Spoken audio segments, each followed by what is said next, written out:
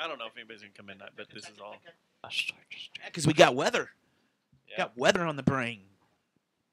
Lots of nasty weather. You know, when weather's on the brain, it would be a good idea to stay in and listen to a podcast like it's old timey radio Next to the fire, next to the fire. cuddled up to your significant other. Wait. Are we supposed to? You know, some people's significant other is purple and about 9 inches long and Oh, I thought has we were different doing the. speeds. I thought it was we were doing the. Here, wait. You know what? Hang on.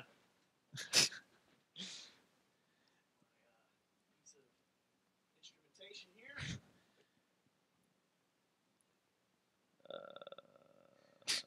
Come on, little guy. Come on. We put it up there so it wouldn't fall out. Uh-oh. We're out of batteries. Uh-oh. What kind are they? Ooh, they're corroded too. Oh. These Is dildos it, in their batteries. is man. it corrosion? Yeah, it's corrosion. Are you sure? God, it smells.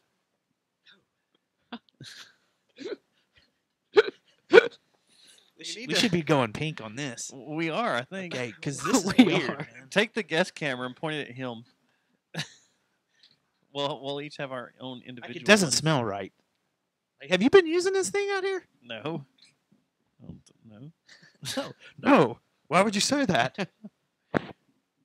Like the batteries are jammed in there and won't come out. How is it slammed? Everything's corroded. How do I make it unslam?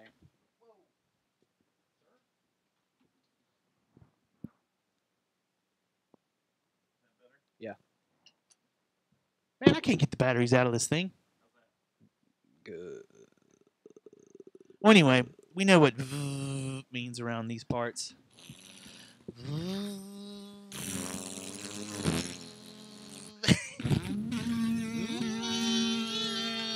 Dude, have you ever been with a girl that had a loud one? And you're like, shut up, Jesus Christ. Vagina? It's like, no, the Oh. dildo.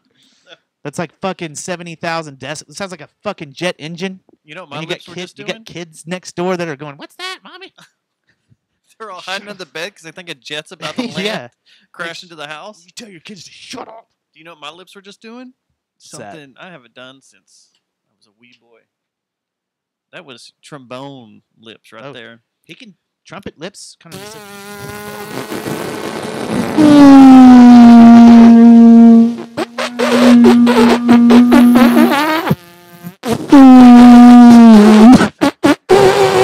This should be our whole show. Just That's why I quit, because I always got a headache when I tried to play trumpet.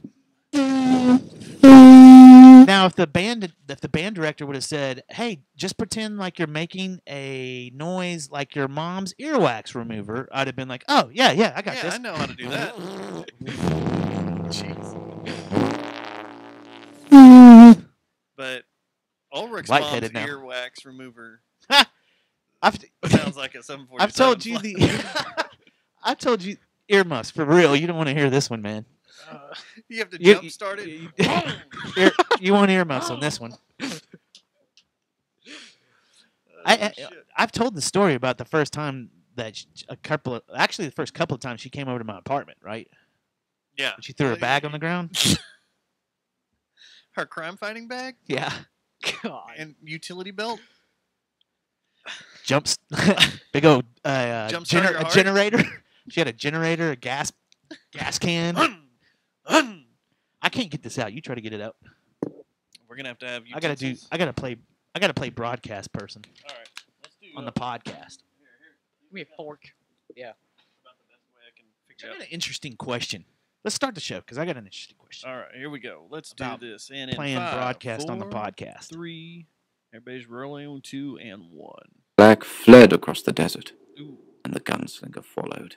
This episode of the Guns Last Kicker is brought to you by Guys note. You ready? We're getting the cue? This is some serious business right here. This program contains graphic material, including offensive language. Viewer discretion is advised. I'm not going to take the bait here. I am not a racist, all right? I watch a lot of black porn. I mean, a lot. Swaying back and forth. A beautiful thing taking me away. All of my most sensitive areas were inflamed. My extremities pulsated with tingling sensations.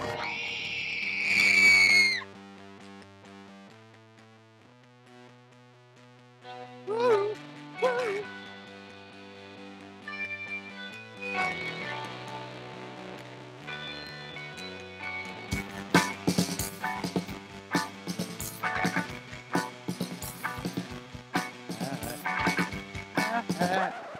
Alright.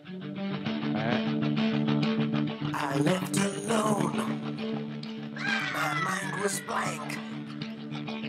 I needed time to think to get the memories from my mind. Dustin! What did I see?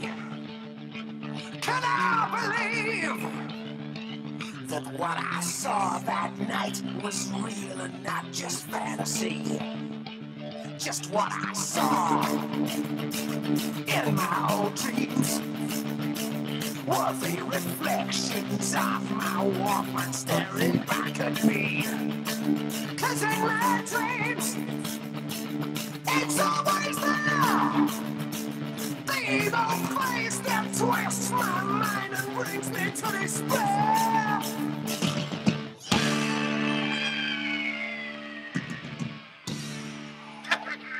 Show number 247.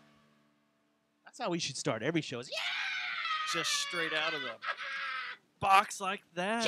With some freaking crazy Iron Maiden.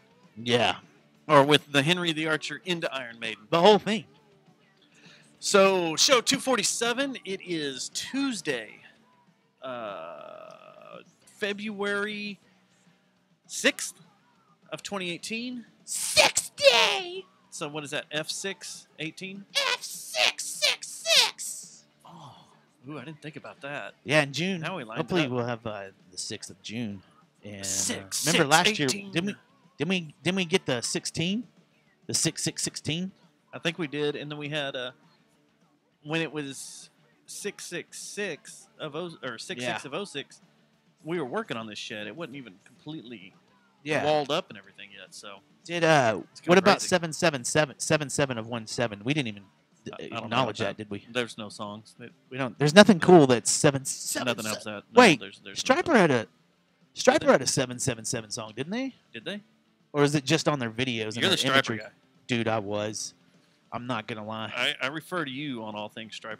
I heavily was into Stryper. Dude, that was a guitar rock band. So, talking about our intro, where did you get the okay, so you've always had this interesting audio that you kept. We were going to throw some in a couple of our bands, and one of the things that is said, where'd you get it, first of all? Which one? The clip that you played of sound like stock footage of, it's like what would be considered stock footage for film, and it's some lady talking about her extremities and stuff. I don't know if you noticed this, but she says all of my extremities Oh, that were part. inflamed. Yeah. That doesn't sound fun at all. No. Like It's- that's the you- opposite I want. Like, you don't want to go up to a bar and be talking to a lady, and she goes, all of my extremities are inflamed. or inflamed, then I'm walking away. Yeah, you just turn around and Yeah. you go, you're full of STDs. So was that, my question is, was that from an STD? Like, I said like again. That's my little crutch word, is like. You know what? But was that an STD? Ad? Like PSA? So, I said like again. years and years and years ago, when acid was still around, not the drug. I know of this drug. The program that Sony owned or they bought for a while. I forgot who owned it beforehand, but they put out these loop Bunch of discs. loops. Yeah. And when I worked at Best Buy, we used to get them all the time because people would bring them back and crap, so we would just take them. And one of the loop discs is nothing but crazy PSAs? samples of like Yeah, the weird nuclear, sci-fi like the stuff atomic and bomb junk. one too. About was it stop, drop, and roll or? Yeah, there's that. Those The, are all from like good PSAs too, I think. Well, Where is that? whoever I'm thought trying to that find was a it. good PSA, or I hope that's a PSA and not something like Stuff. that's supposed to be promoting something. But I don't know. I'm trying to. I've got them here. Ulrich, when you start dating seriously and someone says all their extremities were inflamed, you need to run away. I don't know. No.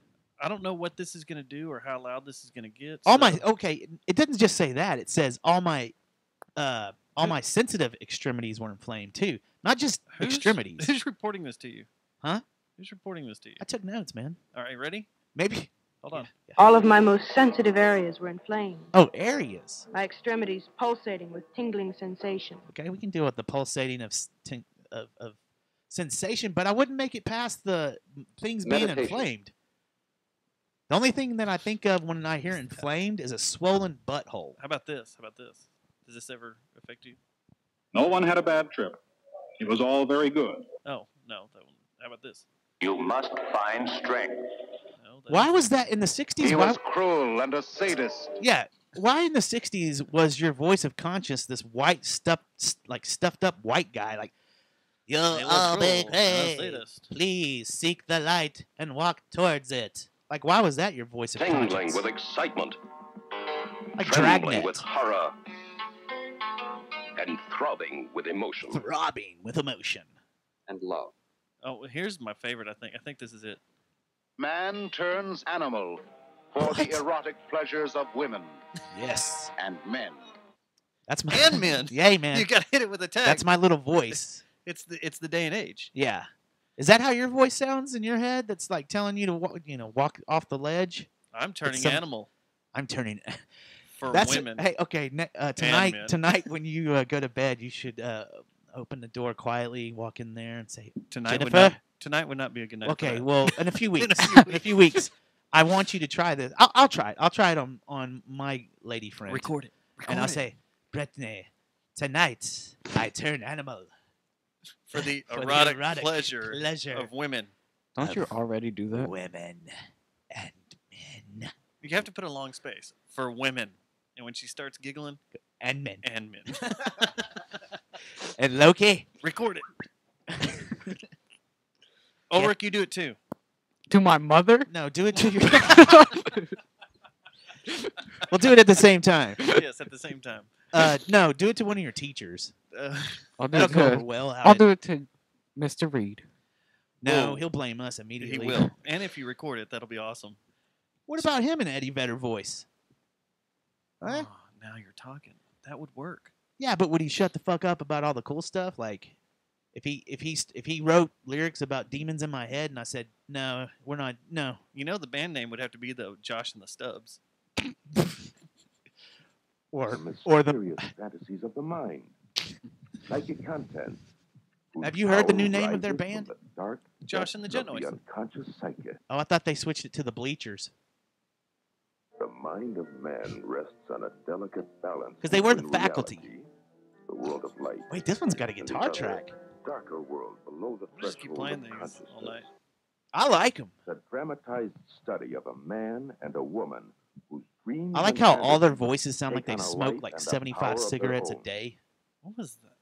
Like they all sound like smokers. They sound like they smoke 75 cigarettes a day. Except that one. The thing is, these are all titled weird. Like, I don't know why they titled them. The disc was Methods of Mayhem. And when you go through here... Tommy Lee! Yeah. And it's like... You are a robot. Power Man 5000 used that one. Yeah. A lot of those industrial bands rip from some of that stuff. I think Trent dabbled and said, "Nah, this is too cheesy. Everybody's got access to this," and he left it alone. I've got better stuff, though. Let's hear it, man. I got this. This is from a Do you have Lick It Off Me? Close. Do you mind if I lick it? That just made it move. Do you want me to rub it? Okay. Do you want to nibble on it? Sure. Do you want to lick it? I think so.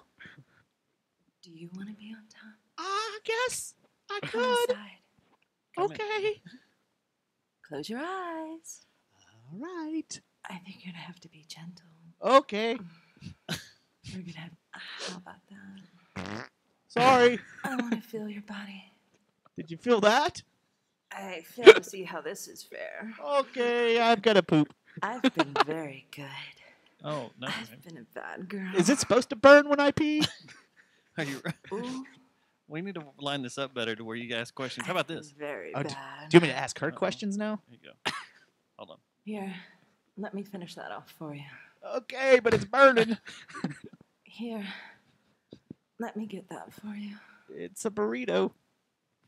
Meow. Wow.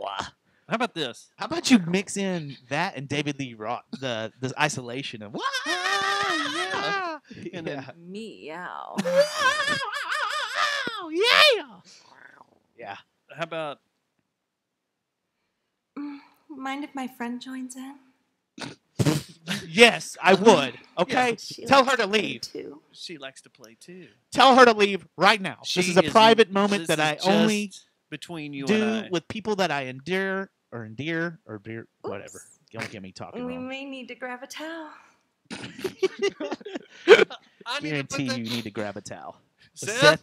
Yeah. I need a tissue. I need to put those together, and then you have this one's. Why is this one in here? Ouch! You got it in my eye. Wrong hole, mate. Should I get on all fours? Man, I don't need ex hamster anymore. You just have I just come over here and listen to this lady. Higher. Whoa! Jeez, man. This is the most crazy loop disc ever. There. What was this loop disc called?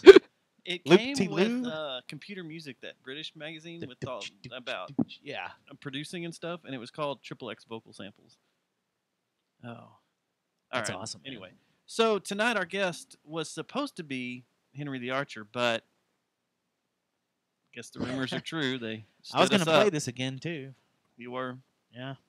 I even wore my Henry the Archer shirt for this. The rumors That's you've messed read up, on man. Twit and Reddit and Redder. The new app, Twit and Redder are true. They stood us up. And, They did. Well, Are you disappointed? I am. Were you looking forward to them? I was. That was your first rock show with your mom, wasn't it? It was. Oh, except for Ride Through This World and what was the other one? you went to a Whiskey Day show? Yeah. I did. Really? Yeah. You know, they were in California when I was out there. Oh, really? And they You were should have playing looked them up. the Dollhouse. No, like they were running all over the place. They played that Dime Were they at Fest. NAMM? Supposedly, but you weren't going to find anybody at NAMM. That was too fucking Don't you have his ridiculous. number? I never saw. I have everybody's number. Yeah. Wait. Add that to my montage. But Richard's number, like Oh yeah, I saw he was out there. he was out there. Him and Kevin. He I said it never was saw cold. them. I thought I saw a post from thine Richard from thine Henry the Archer. We had a And he swimming was saying it was. pool, and we're He said it was swimming. cold. No, it was cool. It was very cool.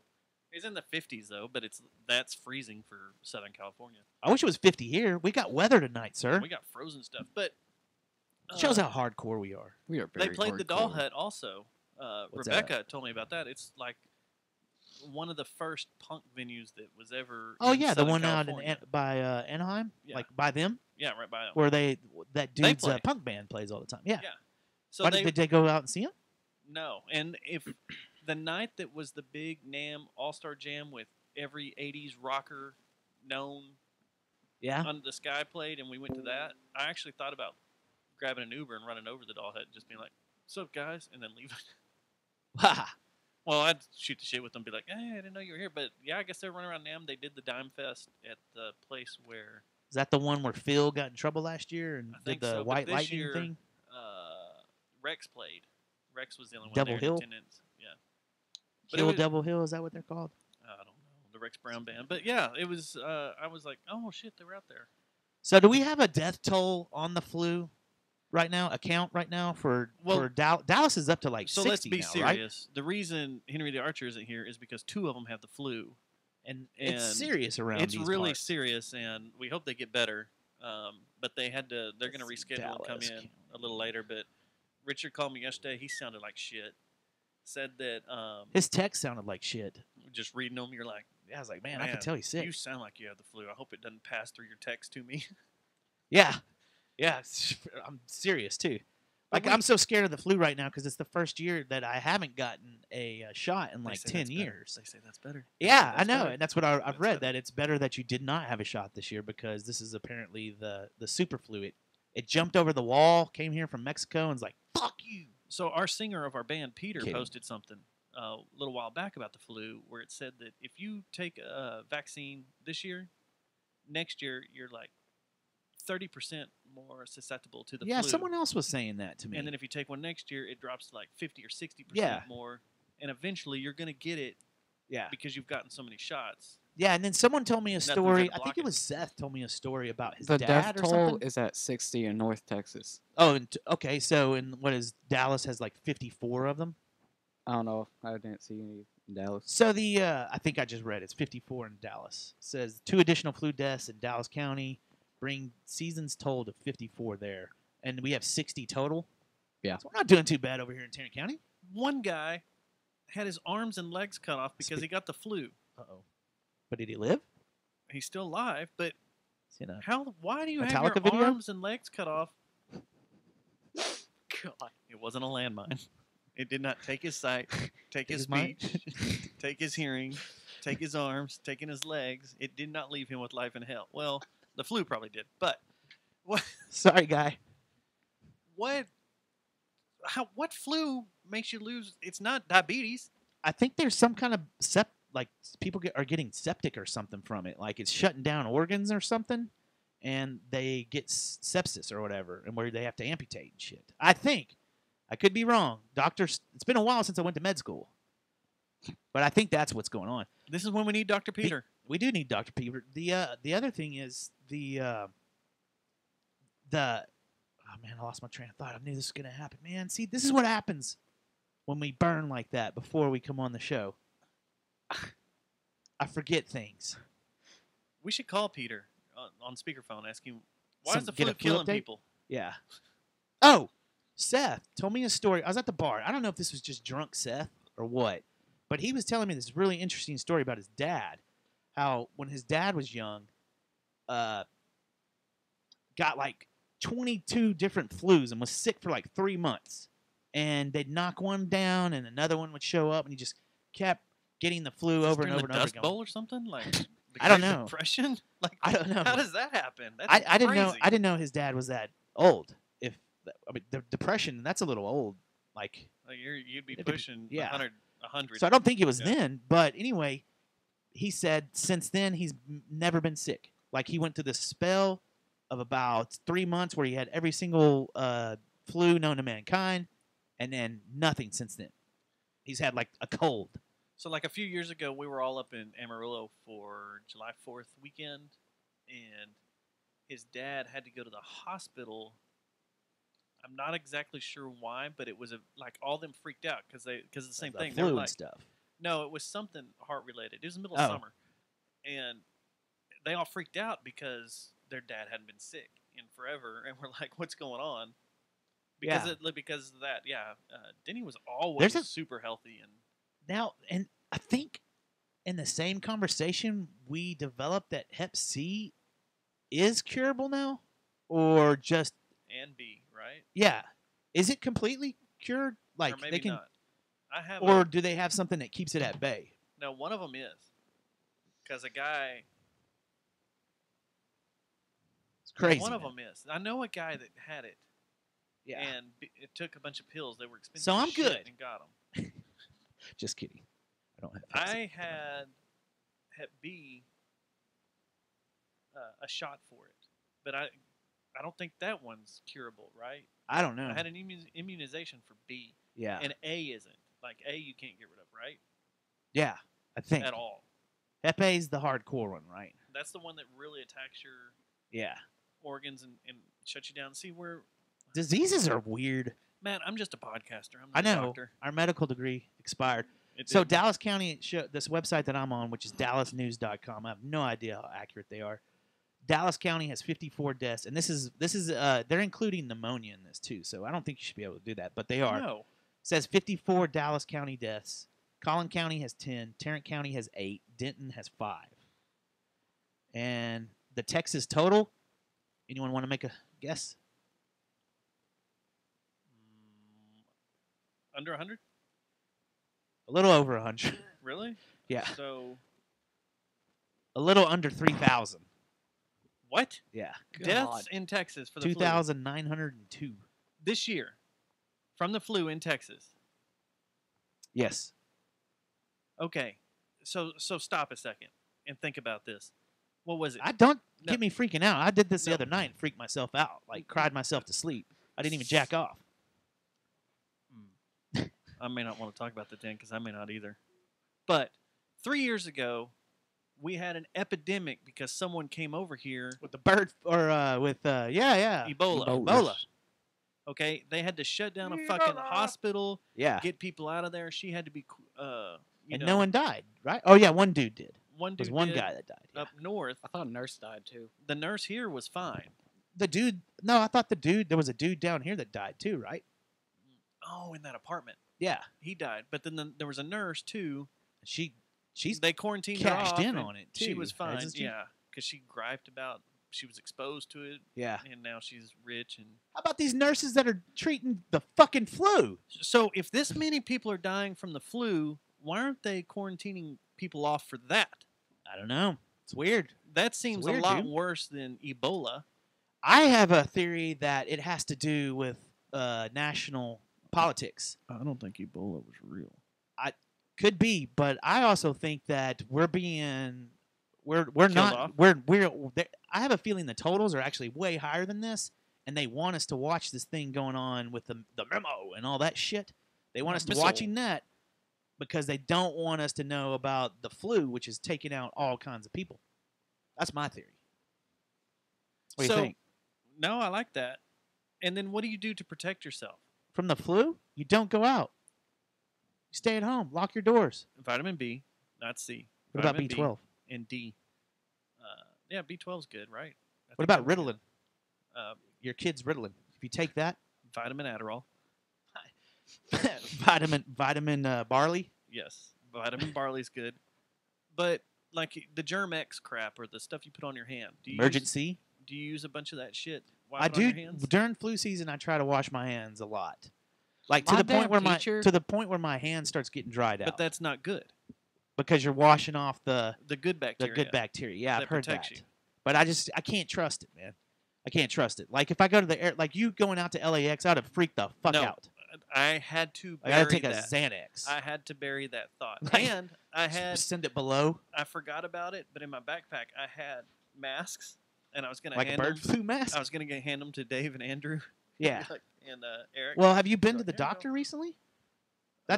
No. I took Lane at the beginning of the flu season. Nope. For something. We thought she might have the flu, but it turned out it was just sinus congestion, all that stuff.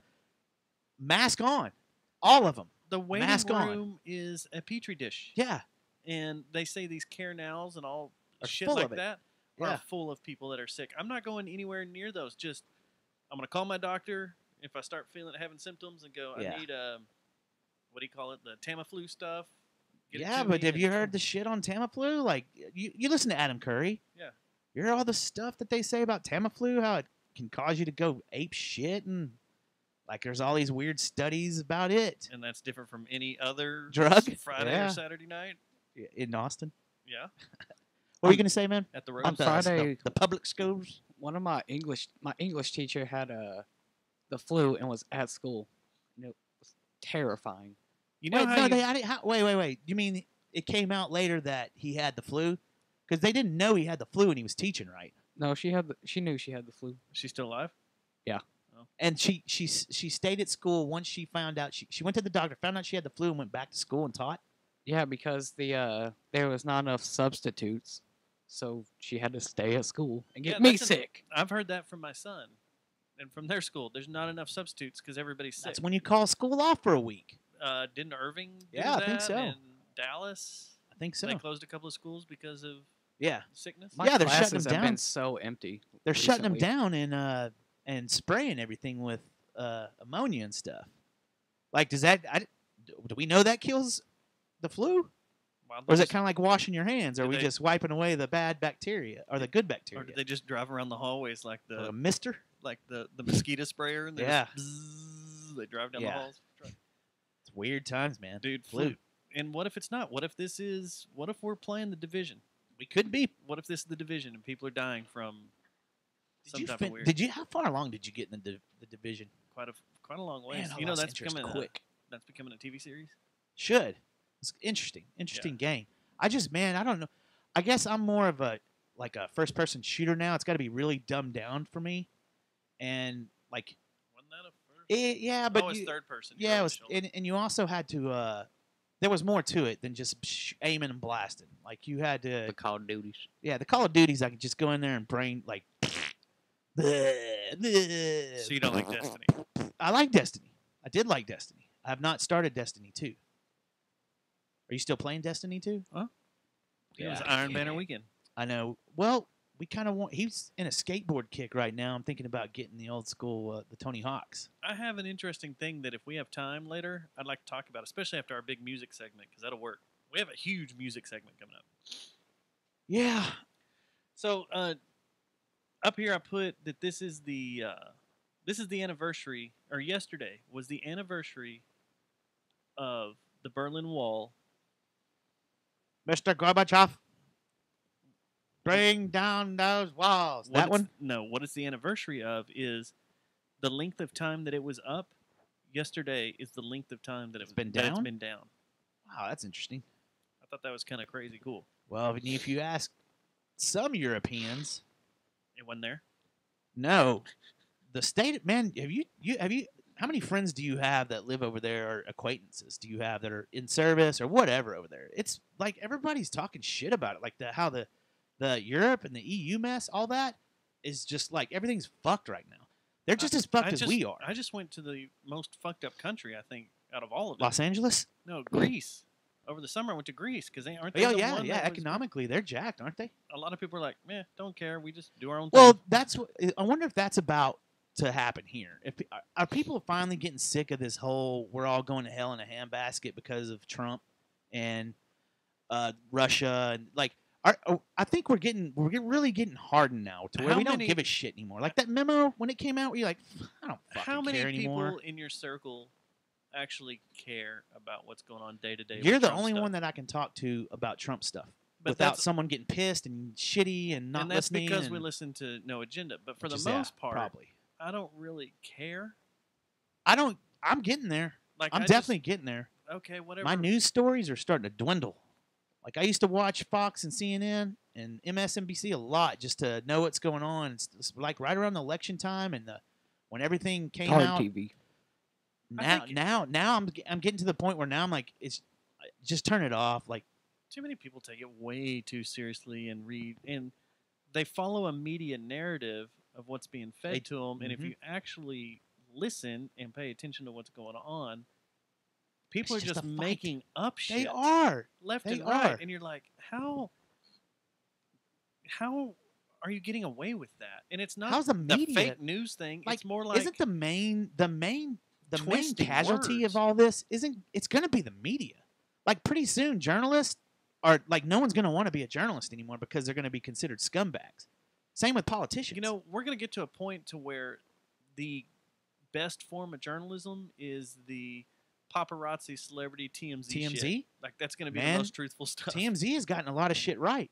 Yeah. That Harvey, the lawyer dude, like if you go back and look at all the stories that he's reported on, he's spot on a lot of them. Was he the one that started the National Enquirer too? Because did he? They used to always be pretty dead on, and people would be like, "Oh, that's just a rag tabloid," and then like a couple of years later, didn't the Sun do the same thing for a while or something? The Sun's a little weird because everything's alien and Bat Boy and Reptilian. Although is Nicole Kidman reptilian? Yes. Seen her eating those bugs yet? Did you watch that before the show? No, but I want to tell you a movie about eating something. I saw this Atomic Blonde movie on my flight back, and what's her name's in it? Charlize Theron. Charlize Theron. She eats another pretty hot young lady out in it. She's always drove me gaga. I'm on an airplane watching this scene, freaking out. Like I looked the around, magazine's starting to lift up. My tray table. Can I get a cigarette? My tray table won't go back in the correct position.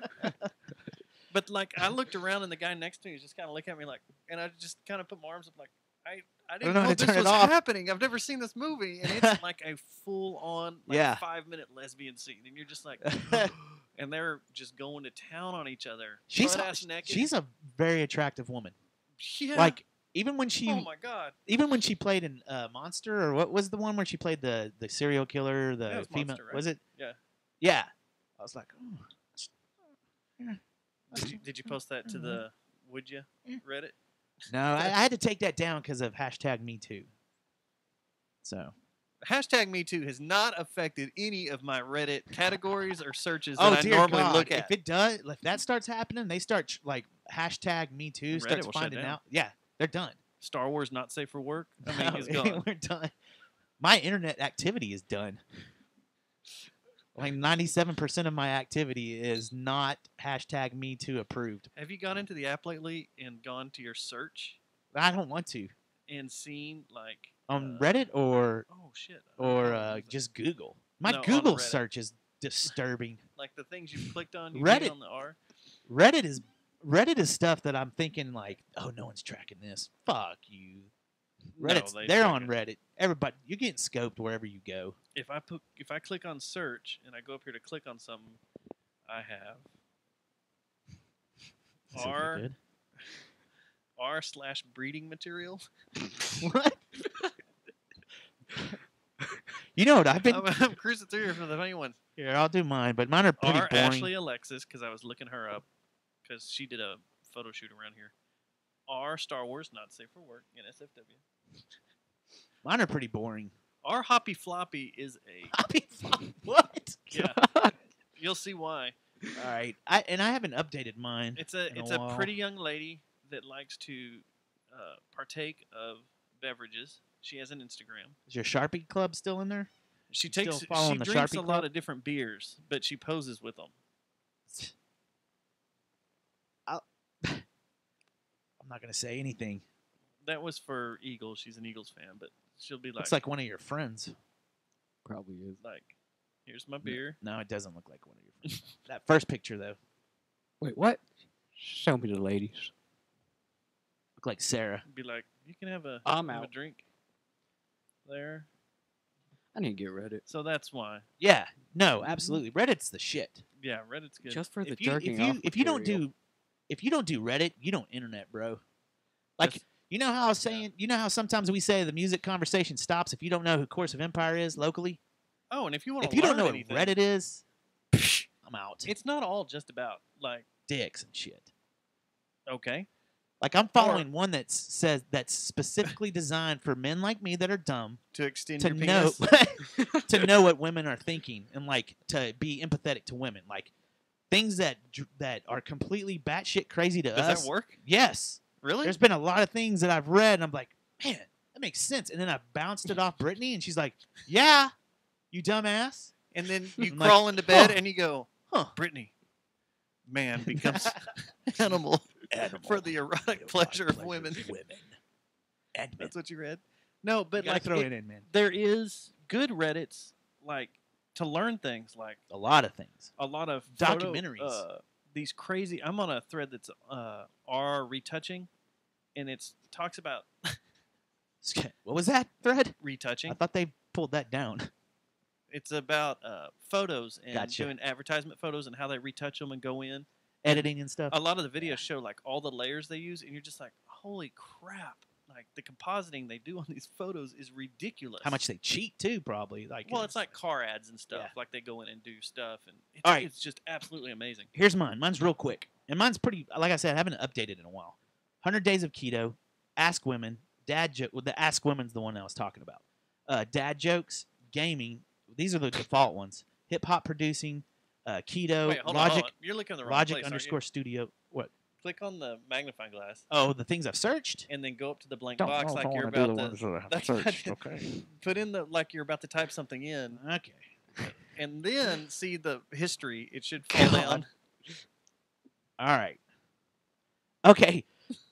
Okay, the keto one, Ask Women, 100 Days of Keto, Creepy PMs, Media Criticism, Media Lies, Shadow Ban. Oh, I got Shadow Ban this week. Did I tell you? He did. Yeah, Twitter. How do you know? He was standing right next to me when I posted it, and it showed up Something for about the about 15 Eagles. seconds, and then got ripped right the fuck down. And then what I said, he And didn't it was see at all. nothing, dude. It was nothing. Like, I basically said, "Oh, here comes the excuses, you fucking pussies." That's all I said. Fly, Eagles, fly. That's hashtagable. Hashtag me too. Fucking pussy. Oh yeah, I know. Anyway, so I was on that yoga, Mel's fashion advice, dad jokes, and uncle jokes. Yours ain't that good. I know. mean, you have no lesbian oral. No. I do. Wait. NSFW_GIF. No. Let's see here. No. Butt Sharpie I had to challenge. discontinue my account though. No, I told you that though. Like no. since the Butt Sharpie challenge and all when we found out when we first were on Reddit, we were like one tournament. When we were freaking out on Reddit, I lost my job, and this dude at my job can hack anything. I've seen him do it, so I had to discontinue all like that account. This is what breeding material is. I have a moral You can dilemma. just scroll up. Reddit is asking me if I'm 17, but I'm not. Do I Just click lie. okay? Lie. Yeah, you lie. Oh, dude. I lie? You're in the media. How do you think you get into all these rock shows that you go to? We fucking lie. Well, now I'm never going to a show Me again. and her share the same birthday. Let me do breeding material. That looked good. Look, see, me and her share the same birthday, Matt. Oh, she seems like a nice girl. We're the same age too. Let me see. Breeding fish? Breeding Doritos? Whoa. Breeding material. Okay. All right, so the Super Bowl was this weekend. I don't want to talk too much about it. I just wanted to see. Did you think it turned out to be a good game? It was a good game, wasn't it? Yeah. I was actually kind of shocked. Did you watch any of it? No, I was skating. Oh, you were? I was. Skating or dying? Dying to skate or skating to Getting die? your grind on? I was getting my grind on. How high can you ollie now? I don't know. He's up to about 4 inches. And he's rolling now. He's not actually. So he's like rolling on balance. So he's. You're I took him to the skate higher park. than your boner.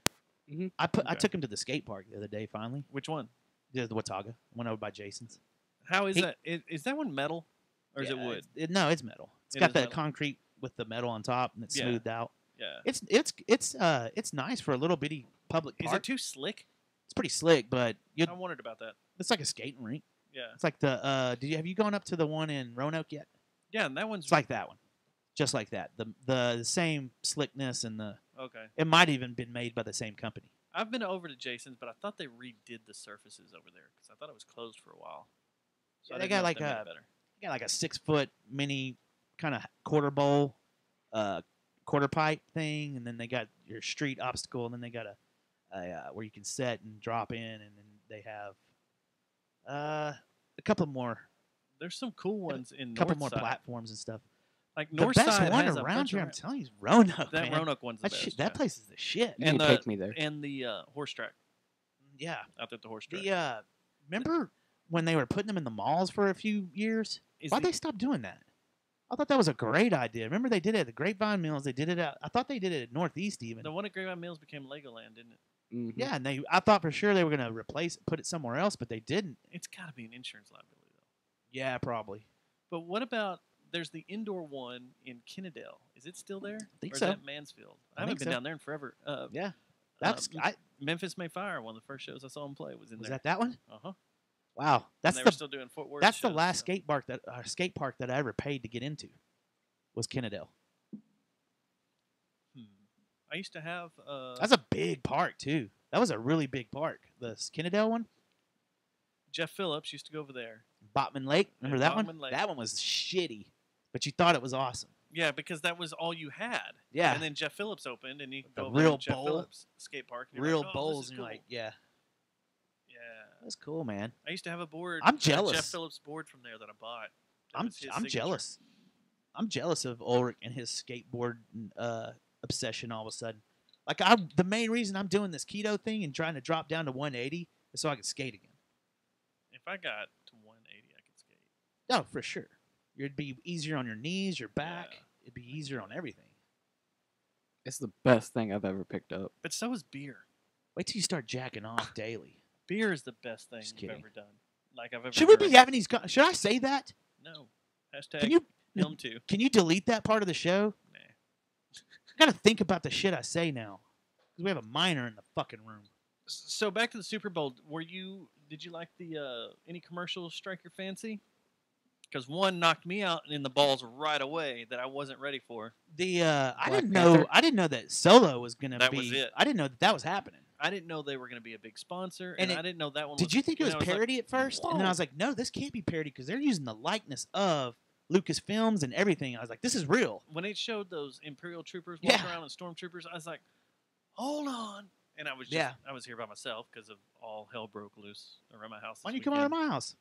Because had all kinds of food and shit. You needed to be ready to go. I was going to, but Jennifer didn't get home from the chaos that we've been needed dealing to with. hold the fort. And I didn't want to just leave her because of all the hell. So she walked in right like 2 minutes before kickoff, and I was just like, we'll just keep it cool, and I'll hang out Probably here with better. them. But we hung out here and watched. Aiden actually watched it, and I was like, hold on, stop. Aiden watched the Super Bowl? Yeah. Like the game? Yeah, he hung out and we watched it. That's cool. He built Legos, and then we played Monopoly while it was on, but I had to stop it, rewind it, watch it, and I was like, holy crap. Yeah. Oh, my God, this is... Wasn't expecting it. Did you see the other trailer? Did you? The one they released. No, the yesterday, the one that's longer? No, I haven't watched it yet. What? You worried?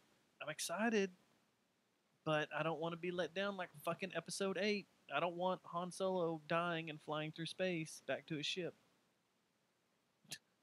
I'm not worried. The one thing I'm worried about is them making it too comedy. Ron Howard? Yeah, I'm not really worried about. From what I've heard, they've reshot a ton because of the response of Episode 8. No, or because of the issues they had with the original director. I can't remember who it was now.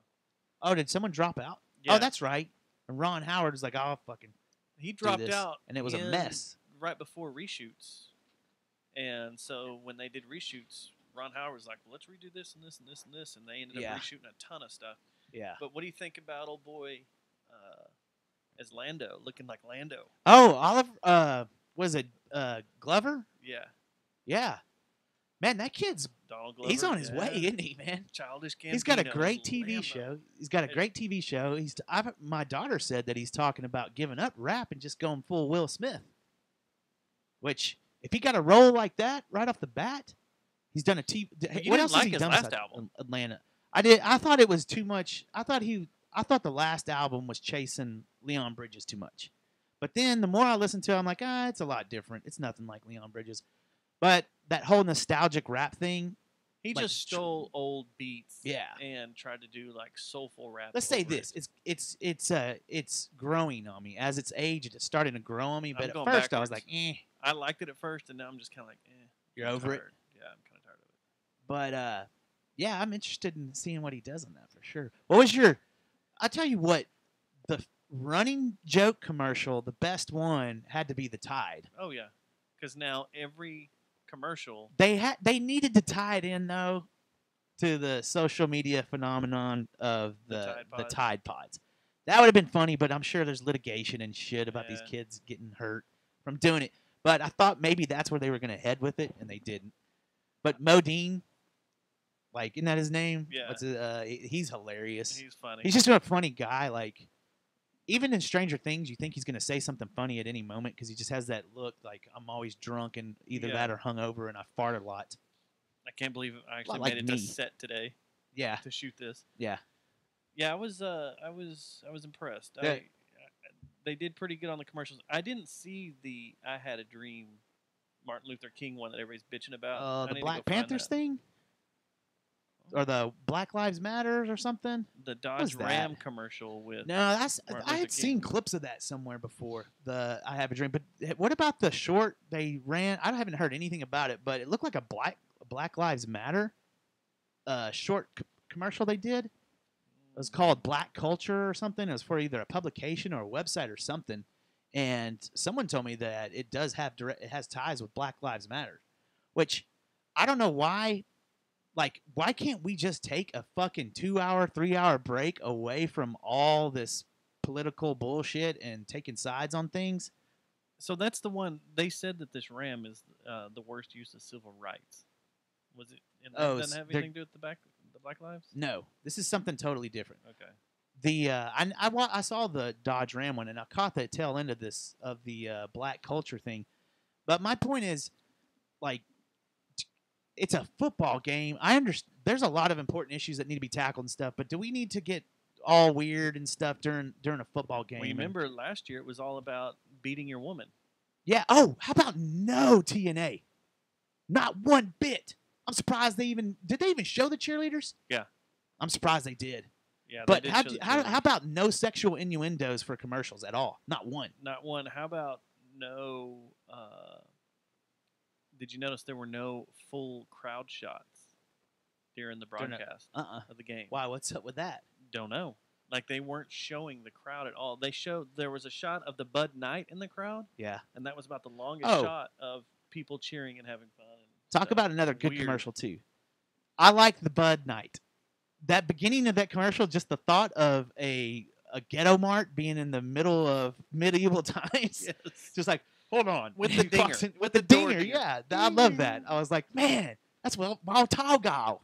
Apparently, Black Lives Matters members tried to stop the Super Bowl. Yeah, I saw that. They did some kind of protest at a rail station or something, and they were trying to like not let people in, and I think it failed miserably. But why don't you Google the That's what commercial? I did. And Did it bring anything up? no, it's not saying anything. Just how they tried to. Am I making shit up then? Was there not some weird commercial that was like called Black Culture or something, and it was spelled with a Q instead of a CK? It looked like it was an advertisement for a magazine, is what it looked like to me. But then later that night, there was a bunch of guys at the bar, and they were telling me that it was some kind of political thing. I don't know. How'd you like Peter Dinklage as Busta Rhymes? I like that. That was pretty. That was a good one too. But for the most part, the commercials were meh again. I don't like what is the deal with the amputees too right now? Do we have to have a fucking amputee every other fucking commercial? I'm sorry. I tried to not do this, but is it the flu? You backed me in a corner. I don't know what the fuck's going on. Why are all advertisers fucking chopping off legs and putting them on the advertisements? Like, why is this all of a sudden a thing? I have no clue what you're talking about. The very first commercial of the Super Bowl was a baby that's lifted up, one arm, and that's it. Wasn't that it was for the Paralympics, wasn't it? Yeah, but it didn't stop with that. It happened like 6 times in the first half. Then They you kept had cutting babies' then legs you had off? The Rock doing a movie now where he's got one leg and Okay, I did see that. What's with that? I don't know. Like, is this who we're like? What marketing team said? Okay, it's time to touch. Like, Is next 2018 week, the year of the amputee? or burn victims? Is that going to be 2019 after 2018? Are we going to do burn victims?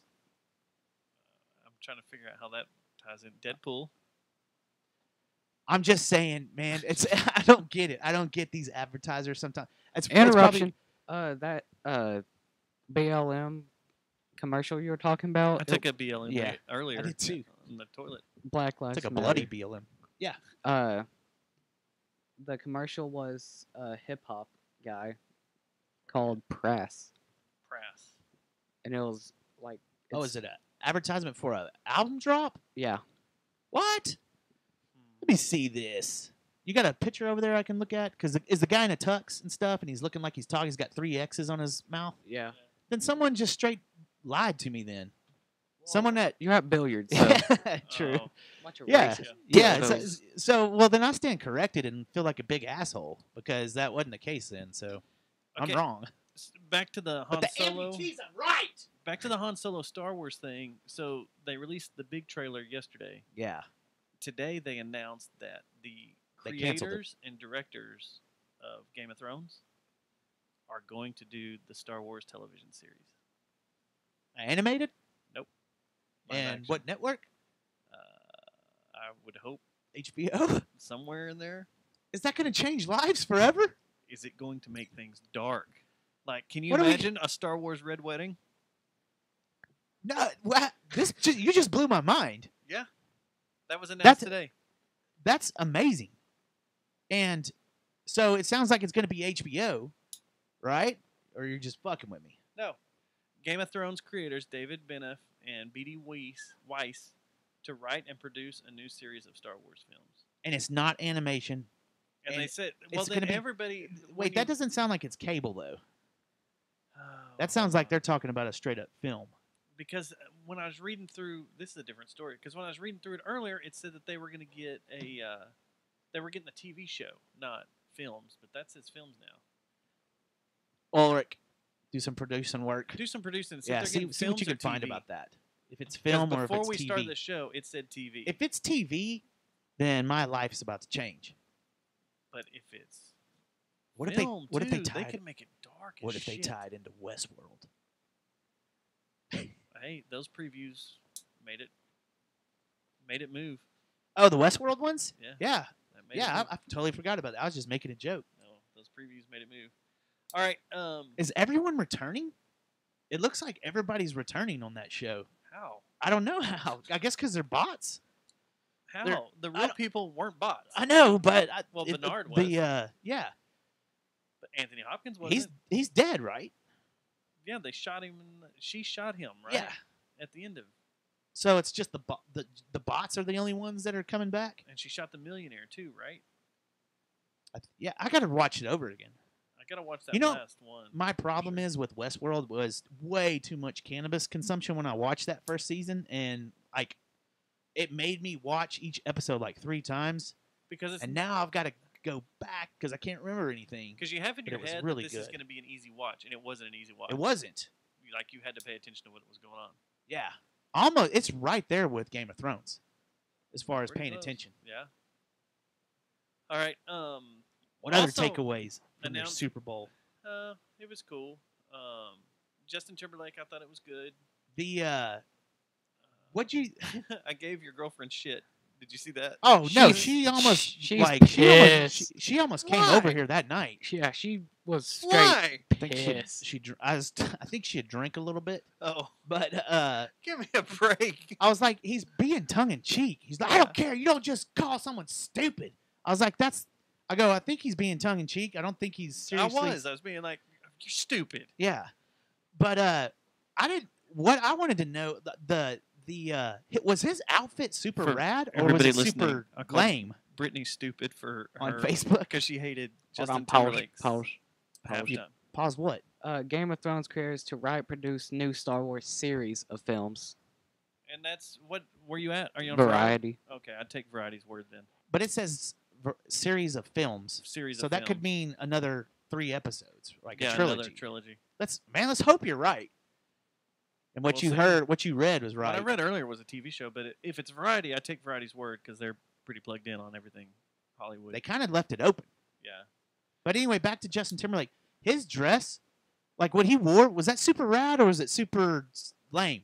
I didn't have a problem. I thought with I was it. like, dude, I would rock everything he's wearing right now. The only thing was like midway through the thing, I was like, the bandana's interesting. I think that's coming back. And I was I've like, seen a can few I do kids that? down in Hipsterville over by Chris's salon wearing that shit. But the shirt, I didn't have a problem with the I shirt. have a problem. Everybody's had a The jacket The was jacket. nice too, I was and his like- pants were cool, and he had them Jordans on. I thought the whole presentation was cool. Production value, like I said on her thing, the production value was through the roof. Like I was being honest about that. That if you think about how they had to do that, Yeah, it's Well, ridiculous. The because Prince there's thing so was many, awesome. Everyone's butthurt about that. Yeah, I don't know everybody's butthurt. why are people hurt about Prince because they had a they didn't do a hologram. They had a rivalry. Who did? Justin Timberlake and Prince did. Prince it did about- not like Justin Timberlake. Oh, I didn't know that. What was? Why And- didn't he like Justin Timberlake? There's a whole deal with bringing Sexy back. Prince popped off and's like, Sexy never left music. And then in another track later on, Justin Timberlake spit lyrics at Prince. Oh, they beefed? They were beefing back and forth through lyrics. And then there was an award presentation where Prince won an award that Justin Timberlake presented. Uh-huh. And Prince wasn't at the award ceremony, but they were like doing, waiting for him to walk up there. And as they were waiting, Justin went over and lowered the microphone down as low as it would go in case Prince walked up. So the It's- other thing is it's a I heard crazy deal. I heard something about holograms. How they didn't do a hologram because Prince was Jehovah's Witness and he thought holograms were satanic. Is that something in y'all's belief system? No, he said that. Not that I know of. His quote was that he was calling it demonic. He feels like it was demonic. Okay, sorry. He said it in the way, like in the what I've read, the articles. He said it's like demonic towards music, and towards the bad for music. Bad for music. It's a demonic thing to do because, and he said in there like if he was to play with, I forgot who it was, Wellington or something like that, then he would have lived in that time period. There's no reason to have.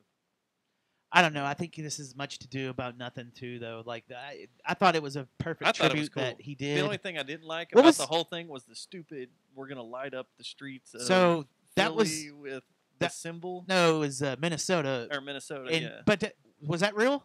No, because they had traffic completely stopped at 1 second. If you look, all the streets were stopped for they had stopped traffic.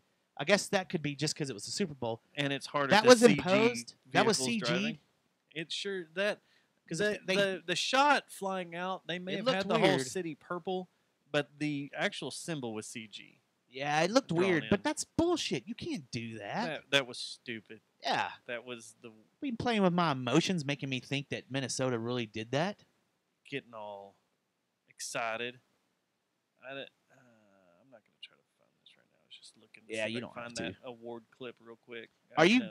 Do you have getting to the game? Do you have a relief? Is there a sense of relief? Like, God damn, I'm glad this shit show's over. As a Cowboys fan, yeah. And as the game was going on, you know, the whole kneeling thing. I hope that doesn't come back. I hope we're done with all that shit and just. This was a stupid ass season. A bunch all of around. Stupid ass distractions. Ton of distractions, and as the game was going on, not being a fan of either one of these teams. I started going for Philly because I started thinking, I was like, they lost half their team to injuries and being hurt. And then they have a backup quarterback in there that's old as shit leading them. And I was like, that's kind of cool. As much as I hate Philly, I don't really want Tom Brady to win one again. But then, like, Chris and I were texting back and forth like crazy. And we kept going. Brady's coming back. And when they had 2 minutes left, I was like, Brady's coming back. That's enough time. Then he fumbled. If there is one reason that I'm glad Philly won, you know what it is, right? To watch the city burn. No, I love that. Yeah, that's awesome. I think that's to watch cool. A guy eat cow shit off the ground or horse shit off the ground. Did you see that? What's with that? Eating straight horse feces. As drunk as all of us get at a night at billiards. I would probably say, Dustin, don't do that. Don't. Dustin, don't. Put it you're down. Pushing my head down? Yeah. None of us have ever been that fucked up to eat horse shit. Fuck a dumpster? No. Yeah. But not eat cow shit. Not Horse shit. So my thing is you should have ate cow shit because there might have been a shroom growing on it and you could trip balls. But anyway, is it too cold up there right now? Probably. My thing is I hope this eats up and burns the extremities of Jerry Jones. I hope that he is bitter as fuck. And I know it's a fantasy of mine, Dustin. Let me have it. He's in his homeland. I know. But let me have this fantasy that Jerry Jones is fucking eating up and looking at that 45, or he's probably got a 50, looking at that 50 on his end table with his big old glass of Johnny Walker, just looking at it like, should I do it? Should I? You want to call him? You need to watch it with that because one of these days that's going to get hit. I can cover the phone number and do that. One of these days you're going to accidentally make a phone call to him, and I'm going to be going on about him being drunk, looking at that 50 caliber pistol, that Desert Eagle. We can call him. I sure could use a Desert Eagle soup right now. Please, come on. Now, but let me have this fantasy that this snaps the Jones family out of this stupid fucking retardedness of a way you manage a football team. That could have easily been the Dallas Cowboys. One fucking player doesn't get suspended, and you have one dumbass redheaded fucker that's not our coach, and that could have easily been us. Yep. If you think about it. Philly backdoored in. I don't give a fuck what anyone says about the backup quarterback or anything. They backed into it. They didn't face Drew Brees. The Saints were playing ball. They didn't face Drew Brees. They got a bye, which helped them. They backdoored into it, and the Cowboys could have done the same fucking thing. They burned this season up too. They were good during the season. They were good. They were a really good team that allowed them to get that bye. So that's not really backdooring in. That's giving you a week to relax. They earned the back door. They earned the booty. You earned the first round bye, but I say that kind of tongue in cheek. But I do agree. Who did they play in the playoffs that were worth a shit? Except like the Saints. The Saints got taken out. That was their main threat was the Saints. I thought. I guess Atlanta too. I'm being a little. Minnesota wasn't that great. No, they weren't. They weren't at all. And look what happened when they went to Philly. Wasn't that great. I thought Atlanta was better. Like Atlanta, they earned that, but the best team I thought of the NFC was, well, obviously you can't argue it's the Eagles, but going through the season and then the playoffs, I thought that Drew Brees and the Saints were going to win it. They had a running game that just fucking completely like. Why did they abandon the running game in that Minnesota when New Orleans was playing Minnesota? Why'd they stop running the ball? Why'd they decide to go balls out and just throw it every time? It's all a conspiracy. I fucking hate the Eagles. Yeah, and I hate the Cowboys right now, and I can't divorce the Cowboys. I'll get my ass beat if I divorce them. Okay, real quick before we're an hour in, and I want to do the big thing I want to talk about what we have planned here. Are you going to take a full hour for the intro to that? Because I got a couple more things I want to hit. I don't know. Well, can I hit something real quick then before we get into the metal thing? Yeah, because I also wanted to ask you about if you heard the news about Best Buy and Target. No, yeah, go ahead, shoot. No longer going to carry CDs. And Whoa. Target said they would taken out of the stores. I thought Best Buy is and Target. There's still some. That's the top sellers and some really good stuff. But yeah. Target said that they will keep selling them if they can sell them on consignment, because normally I never knew they did that. No, the way these big box stores work, you always wonder how like Metallica went 7 times platinum when an album was released. Yeah, it's because these big retailers buy 300,000 units and distribute them to all their stores. Okay, so that explains why it's 7 times platinum already in the so first consignment series. that in that now they're not going to buy them in advance. They're going to say, we will put them here on consignment. What we sell, we'll give back to you. Okay. Give the money back to you, or give the percentage back to you. Gotcha. So still they're going to be paying for shelf space. You already have these areas set up. Targets are big. Best Buy, the CD department's pretty much dwindled. Yeah. They now have a pretty big vinyl section. Yeah, and that's pissing me off too. All these big box stores starting the vinyl again. They don't have good stuff though. I no, mean, it's all brand new. Yeah, it's all major label like crap. I wonder if the same thing's going to happen with compact discs though. If they're going to come back in about 20 years from like kind of have the vinyl resurgence of vinyls happened a few years ago. I wonder if that's going to happen with CDs. Because CDs were cool. They were very cool. They got to come back in the long box. Like yeah. We used to get. That'd be rad. That was awesome. It was. The whole digital movement was a thing of now you could listen to something that's 100% crystal clear that didn't have static, didn't have dust pops or scratches on it, and didn't crumple up in your tape deck. Yeah. But now everybody wants to have that full range of sound, and you can keep your records dust-free and clean and wipe them down and stuff and not worry about scratching them, Yeah. And a lot of these new record players will have heavy needles that will push dirt or shove it out of the way as it's playing. So, I don't know. Yeah. Speaking of CDs, should we do the case? Matt's case? Oh, yeah, we got to do that. Shit. That's crazy. Yeah, let's go ahead and do that, man. Get it set up while I'm talking to Dustin about this, because you'll think this is boring. Because my thing's going to be long. That's all right. We got 30 minutes. Is it going to be more than 30 minutes? Because we're at 9:20 because right this now. This is a big thing. We're only an hour into the show. And I wanted to do email. Anyway, I got a question about these EMA. Have you heard of these animals that people are taking everywhere, like especially flights? They're emotional support animals. Well, we were watching, or I was listening to the No Save Agenda that show. for the end of the show. I was listening to the No Agenda show, and they were talking about this damn peacock. Have you heard this story? Yep.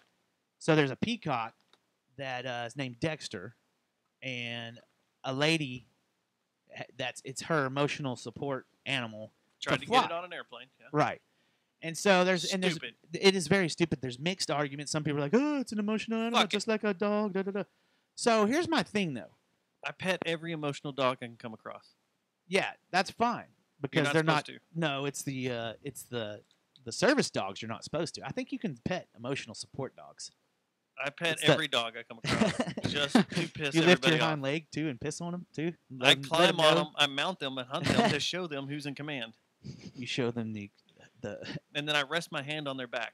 Do you say I'm the one in command?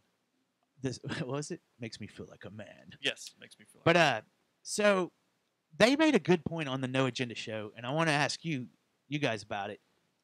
So now these dogs, these cats, these peacocks, these elephants, there's a goat. You heard about the emotional goat?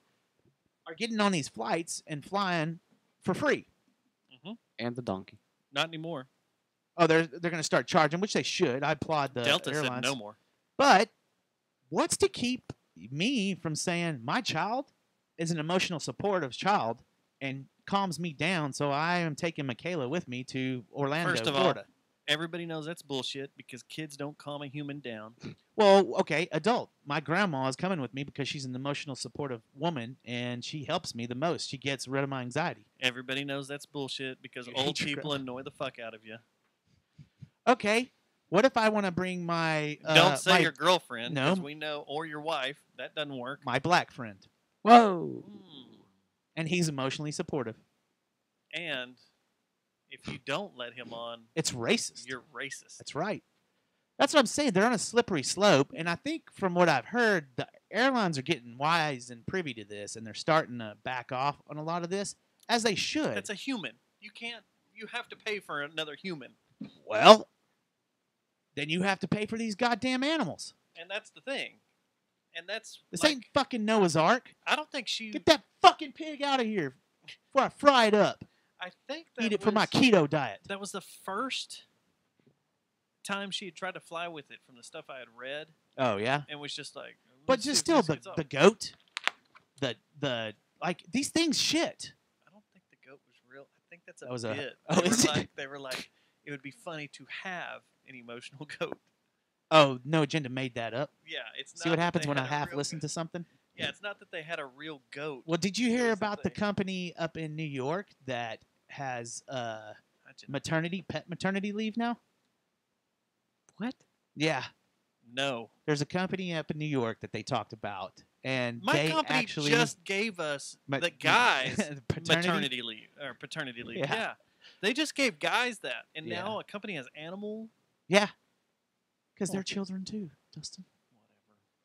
Sounds like a bunch of Aarons and Charisses. Could be, man. Don't get me on that though. That's another show altogether. When people call their pets their kids, They're that not your fucking kid. Drives me up a wall, man. We used to have someone that played in our band that would say that shit, and it would drive me up the fucking wall. My Yeah. fucking ex-father He'd be acted late and like stuff, they were late to better. practice and stuff. Oh, one of my kids was feeling bad. You don't have a kid, dude. Well, they are my kids. No, they're fucking not. And if you ever talk to someone that's lost a child and like has lost a baby, you would never say that again, ever. You would never compare your pets to children. All right. That's another show, though. That is another show. Okay. So Matt and I were talking, and I'm gonna go take a shit. Okay. Came up with an idea. Be careful, there might be ice out there. I'm hoping. And it's Too something we've talked about a few times over the years. Is that yes, we're fans of heavy music. It's quite obvious if you've listened to us for any lengthy amount of time. We like heavy music. We like metal music, and that it's come to our attention within doing this show is that there are heavy metal or metal as a genre is way too wide open and has a ton of subgenres. Yeah. And that, in fact, in 1990, a review in the Rolling Stone suggested retiring the term of heavy metal as a genre because it was so broad. This was in the 90s. In the 90s, because they It's had grown since then. It said here, it stated that the term only fueled misconceptions of rock and roll bigots who still assume that 5 bands as different as Rat, Extreme, Anthrax, Danzig, and Mother Love Bone all sound the same. And that was a close grouping, if you ask me. Now if you that, look back, now that's that would be considered a close grouping. So, what we thought we would do is on nights, we have a contractually agreed night once a month that we would we do a solo show without a guest in. And then we also we talked about maybe every Can once we leave in a while, him at home too on that night? It's all up to you. And then we also talked about that once maybe we do a special show here and there. But what we want to do is we want to do a full history of heavy metal and go into each genre and dedicate like a show or a portion of the show to a certain genre of metal. Define it, talk about it, go through its history, through its roots, kind of like what did we go through? We were talking earlier, some of the genres, you have the new wave of British heavy metal, glam, hair, thrash, sludge, death metal, black metal. We'd go through each one on a separate show. And we would space them out. It wouldn't be like, 12 weeks of just talking Which metal. I could do that. I could do that too.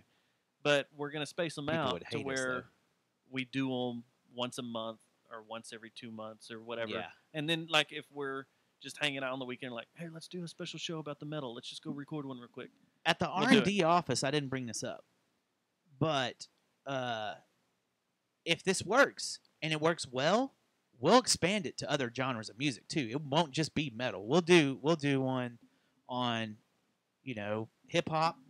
We'll do one on country. I love outlaw country and the backstories behind outlaw country. And you know So what? this will I'd like to do. You could do a full one on country. Yeah, and its for sure. origins that includes outlaw. But I was thinking maybe also as we get into certain avenues that we could have some of our friends come in and also talk about.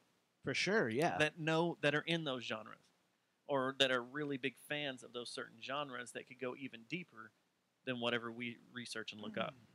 So tonight, what I want to do here through the end of the show is I want to start at the beginning. I want to do a rough touch of where metal began and what we're kind of looking at. So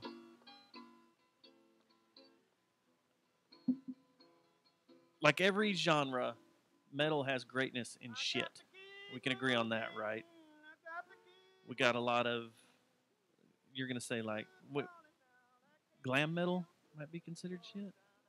There's some cock rock and some diet Modern metal. day- There's modern day definitely cock some, rock. and during the glam era, there was some definitely a few bands that were considered crap.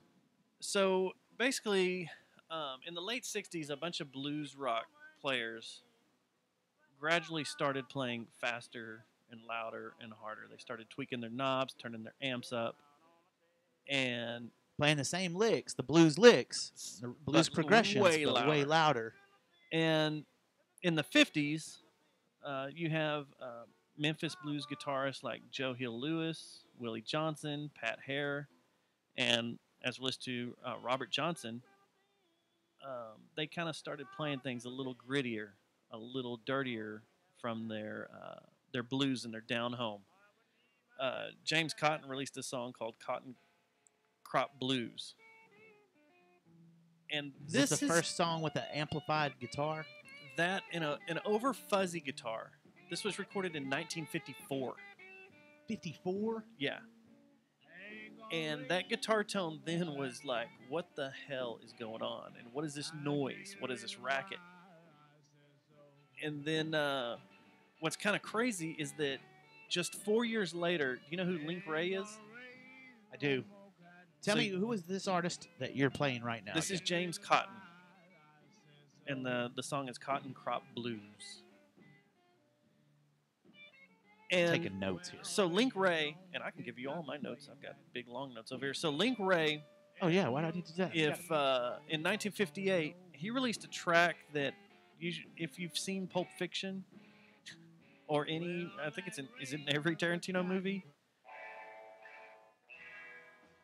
goes along this way. And I was shocked to find out that this song was made in 1958 or is from 1958. This is a late 60s song to me. Yeah, me too. That's what I was going to say. Just the way everything sounds, everything feels. And this was another head turner. Like, everybody's like, what the hell are you doing? Why are your guitars so dirty? Why is everything, when you recorded it, cranked way up, overmodulated? Is it one thing that I've not really gone into much was this a worldwide thing that was going on at the time, or was this strictly regional and in the Cotton Belt and the it was really in the southern, South? In the South. Yeah. Although, around the same time, it caught on. It caught on, and I guess also in the UK, they were kind of toying around with stuff. Which we're going to get to here in just a minute. In 1962, a guy by the name of Dick Dale. It's a great name. A great name. Released a song that is also from Pulp Fiction, oddly enough. Surf Rock. Miserlou. And this was another one where the guitars are cranked up. A little bit of fuzz, a little distortion. It's He's also playing fast. That's a fast tempo. It's also that chord progression too, that E, F, that real Mid-Eastern kind of sound thing going. That's stayed in metal till now. Like, that's still in metal. The E, E, F, E, E, F, F, E, E, F. That's and up to G. All that is still used in metal. And this was one of the first songs that I ever remember that used that kind of progression, that, and also that style of playing, that weird minor harmonics kind of Yngwie stuff. Like, Well, you're getting triplets and stuff too. Yeah. And trills and yeah. Just a side note here. yeah. According to Noisy.com, they did an article about the amplifiers, and it said the guitar amplifier first went into large-scale production in 1931. I had no idea they were that old. Said that a small wooden box with a speaker, electro string, seemingly innocuous 10 watt amp was sold as an accessory to the frying pan. There's Voxes from the 40s, right? I think there's that place out in Weatherford has Voxes from Yeah, the 40s. it says the Fender in 1947. The Fender amplifier pushed 18 watts. So I guess 31 is the start date of most of amplified guitar amps. Amplified guitar amps. So I think the fuzzy distortion, was that more of an accident, or like they couldn't? Well, they hadn't perfected the art and it became a sound, or was it the sound that they were looking for? It comes to a little bit of both. Yeah. And it also comes to a lot of people starting to play with circuits and starting to go nuts with circuits. Yeah. And we'll get to The that meth. here in a minute. But in '63, the Kingsmen ripped out Kingsmen. this heavy rock classic that we all know. And at the time, this song was shocking. Like, where the devil is in these guys. Which is funny because the first This is time I learned how to satanic play rock. this song was at a Christian camp, and they had made a song called "Pharaoh, Pharaoh, oh, let my people go." Oh my God! And that was the first time that I learned this song. I learned this song at a Christian camp. Wow, Crazy, huh?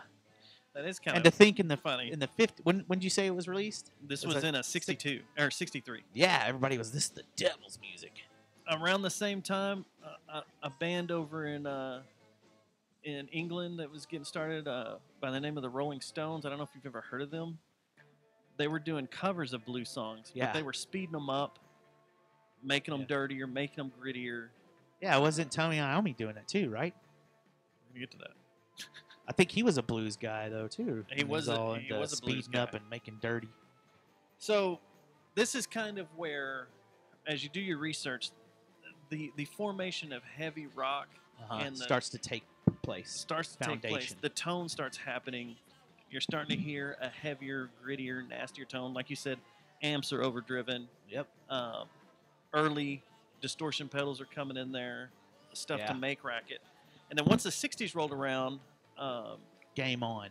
you had things started getting even more crazy because you had the Yardbirds with a song that makes me absolutely insane. This is an old blues song. Train Keeps on Rolling, who Aerosmith redid later on down the road. There's a lot of people that think that that's Aerosmith's song. Like, I have to correct them at the bar. No, that's not. That's not Aerosmith's That's song. not Aerosmith's song. And was it originally the Yardbirds?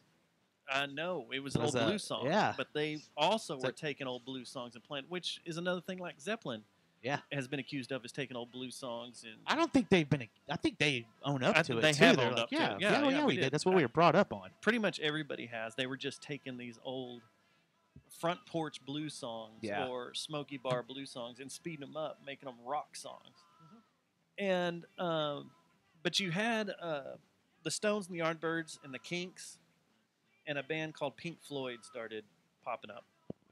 And like I said, they were taking the blues songs, but Pink Floyd started working on taking psychedelic rock and blues rock and putting them together and making a crazy marriage with... Which, if you ask me, that people will say I'm stupid. You're stupid. A lot of people say, no, that's just rock and roll. I think that was the start of one of the subgenres, which is progressive rock and metal. Yeah. Like, I think that was when Pink Floyd started taking from here and not following the normal rock and roll progressions and not your... That was a little later because at first they were more psychedelic and rock, but then when you start getting into... When you're not doing verse, chorus anymore? Yeah, that starts getting progressive later. Yeah. Well, you say later in their career, it was like 5 or 6 years later. Because at this time, bands were putting out albums every year. Yeah. And so you got Pink Floyd. They're putting out This Is Nile's Song. And at the time, this was nasty. I mean, listen to that tone. Yeah. It was dirty. This is the early 60s. Well, actually, this was around 68 is when this came out. But still, it was just yelling, shouting. That's Melvin-esque. Very. Like, if I played this in a set list with the Melvins, or people would be like, oh. Torch or Whores, you'd be like, oh, yeah, it all fits. It all makes sense. This is a modern-day band. Like, everybody thinks that people screaming into mics and stuff was a new metal type thing. No, people have been screaming into mics for 40 years before. Like, before... Easily 50 years now. Like, believe it or not, there were people that were screaming on the mic before Terra. And then... that just pissed people off, didn't it? The band that really... Wait a second. You got another... There's a... Same genre... Same... What era are you in yet? I'm still in the 60s. Yeah, because I got one late in the 60s that contributed. Okay. For sure. Hold on to that because I've got a whole block for between 68 and 69, and we may hit That's that. where I'm at. Okay, because 68 was a huge 68, year. yeah. Okay, so around this same time, the Kinks were rolling, and they were playing with actual distortion pedals and distortion circuits. And you have kind of... You're starting to have a genre develop, too. Another subgenre starting to develop out of the Kinks. Yeah. So you got the Kinks rolling, and they're making this sound that's kind of punkish. Yeah. Early form of punkish. And in 1965, can I add something too, real quick? Also the drummers are starting to beat the shit out of the drums now, like way heavier, and that's a big player. To beat the crap out of the drums, and they're starting to get a more heavier tone out of their drums, and they start adding a second kick pedal. Yep, you'll start seeing that pop up here in a minute. But in '65, when the Kinks were rolling and Pink Floyd was playing around in London, just to the south of here, in a little town called Austin, Texas, a band was emerging that was a garage rock, acid rock band called 13 Floors? The 13th Floor Elevators. 13th Floor, yeah. And they were a huge psychedelic band here in Texas. And they were only around for a few years, if you don't count the Get Back Together and the relapses. Well, they had that guy had what's his name? Issues. Yeah, He had major issues. So it wasn't like they just like, well, we did our shit. Let's fucking Yeah. give up. They had some things, which But- is a lot of those cutting edge bands had some things. And they were one of the first bands that had really droney riffs and were Psych playing- rock kind of. doing the psych rock thing. What was his really name? heavily drugged. The dude, the man, I had to freaking the ask me that badass. right now. I can't think of his name right now. I'll look it up. I'll play producer while you're doing it. Okay, but they started playing with feedback too, and they started playing with experimental instruments. And you listen here on the song "Fire Engine." No one was doing this back then, and it was another one of those like, Sonny Boy, this music you're listening to, these guys are on drugs. Well, yeah, they were on drugs. You're not allowed to listen to them anymore. It's like the imagery started catching up with the sound too, and it was just very synergy, Everything man. There's was- a lot of synergy between acid and music, and making these weird sounds out of your instruments, and finding sitars, finding whatever you could find to make. Especially in Austin, they were experimenting with all kinds of crazy stuff down there. Well, the 13th floor elevators were only around from 65 to 69. Now, not counting the relapses, as they like to call them, when they got back together later. And a lot of bands in Texas cite them as a major influence, including ZZ Roger Top, Erickson, Rocky Erickson. That's it. Butthole Surfers, and the Black Angels. It's about out of Texas. They point to the 13th floor elevators as being a major influence. I bet if you dug in really deep, you would find a lot of other bands that were influenced by them and him. Well, Rocky Erickson and Stacy Sutherland both were using Gibson ES330s, and they were playing with all sorts of crazy reverb and echo. And there's a documentary called "You're Gonna Miss Me," and Billy Gibbons is on there talking about how he saw them. Yeah, I've seen it. And It's good. He was talking about how they ran their guitars through Fender Blackface twin reverbs into Fender units, and they were using the Gibson Maestro FZ1 fuzz tones, and they were just all about noise. Yeah, make it racket, especially make it live. crazy. This is 1965. No one else was doing this. This was during the era of the what do you call them? The spinning tops and the whole not R&B, but the whole Motown movement. Yeah, all that was happening. Okay, so after let's see here. Shortly around 1966, a band got together, and if you research the history of heavy metal, this band is really pointed at as being the concrete foundation of what would soon be metal. They laid the blueprint out, and that band had a song that is actually one of my favorite songs, I think, ever. Cream. With were you ever a Cream fan? Yeah. Eric Clapton and Ginger Baker, and this is what the Yardbirds molded into, wasn't it? Like yeah.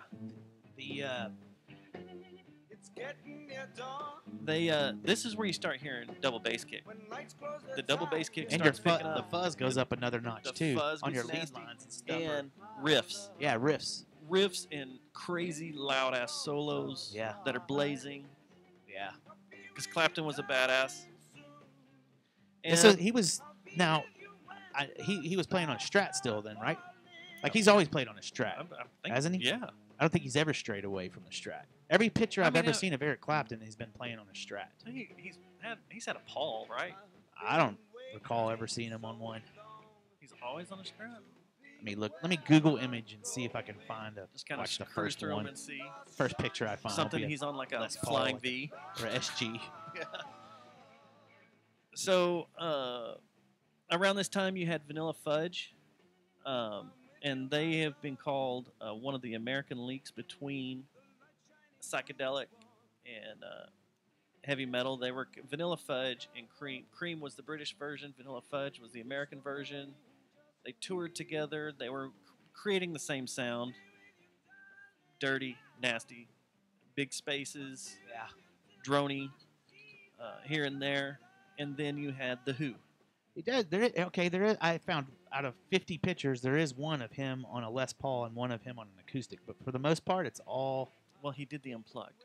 Yeah. So I'll forgive him for that. Okay. So you had The Who, who I'm a huge fan of. Yeah. Pete Townsend was a crazy mastermind, experimenting with feedback. More screaming. More screaming. More echoes yelling, and reverb. distortion circuits, synthesizers. When they did drums. I remember reading an article when I was growing up about the recording process of Won't Get Fooled Again, and how Roger Daltrey was recording his vocals, and the rest of the band they recorded it in a castle.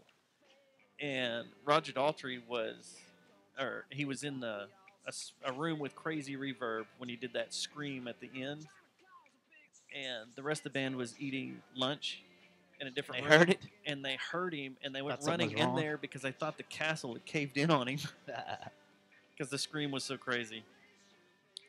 So we enter the 1968-1969. And this was a huge year. Or a huge 2 years for what would be considered heavy rock. Real quick. And building metal. We kind of glossed over one major thing, too, that contributed to all metal, and that was the man Keith Moon. Oh, yeah. We kind of glossed that over. You're going back to the drummers. I'm going back to the drummers, and after Keith Moon came out and started, I Am an Animal. Beating shit in fact, I'm pretty sure Animal off of the Muppets was created after him, pretty much. Pretty much. And then you had other drummers come in there. Yeah. After starting that, to wail their drums. Starting to wail and beat on them because, from what I've always read, is that he didn't have a ramp, a speed ramp. He only hit at one. Yeah. There was no. Can you lay off the force? Yeah. Yeah. He hit as hard as he could all the time. Which I wonder, as a producer and a sound engineer, do you like that? Do you like the drummer that has one volume so you can adjust it? Or do you like the drummer that can tinker and diddle and fiddle? I guess it depends on the music, right? You would metal. want one, if you're recording a metal band, I don't know. Don't you want one guy just beating the shit out of the drum every single beat? I'll show you that video of Matt. I've seen videos of Matt. But this one he amazing. did in his house is pretty. Yeah. Because you're like, there's finesse and there's heaviness in there, and it's he really, combines really it. cool. He combines it. You also, are you going to touch on King Crimson? Yeah, we're going to get there. Okay, because you're getting into their era now. We are, and actually, this 1968, 1969, you saw the emergence of Blue Cheer, and a lot of people consider "Summertime Blues" the first heavy metal song. I don't know. I've always been told something else, or I've always heard something else. That another song that we'll get to at the end of this list. What is? I bet I know what it is. I'll ask you right before I get to it. The same year you had a Steppenwolf with a Beating. This song beats me. And there's one more that I think could tie for the first metal song ever. Oh, hold on, because this is a long list. Oh, it is? Yeah. You had, and well, let's see if we hit it. You had Jeff Beck with The Shape of All Things. I never was a Jeff Beck fan. How about you? No. What about this? Do you know what it is? Iron Butterfly. Yes. Anagata DeVito. I think this is the first metal song ever. You think so? That's in your opinion? That's a lot of people point to this one too. And it's mainly because my mom. This is the first thing that my mom. That and Steppenwolf. I was mean, the this first is ones that. But this song here was the first Sludge. song that my mom was like, "You got to listen to Anna-Goddess Vita. You got to listen to Iron Butterfly. If you want to know what heavy music is." This and is it's when sludgy and slow. You're just like, It's but it's sludgy, long slow. as shit. and huge. Like fast forward 50 years, huge influence on psych rock. Huge influence. Yeah. Like modern, I shouldn't say psych rock, because psych rock really started, like you said, It was down in down Austin. here, but I'm talking the about the bands reemergence. now, the Yeah, reemergence. the reemergence. There are so many songs right now on the stoner rock list or the guitar rock list in Spotify of the 60s or When we get around to doing sludge and stoner, yeah, I would point to this. yeah, you have to. I would totally point to And this. and also all the vocalists are really cool too. But this is when your vocalists started focusing on their mystique and stuff Yeah. and being really cool. Like, So in Detroit, you had a band called the MC5 who's done this song. not Eminem.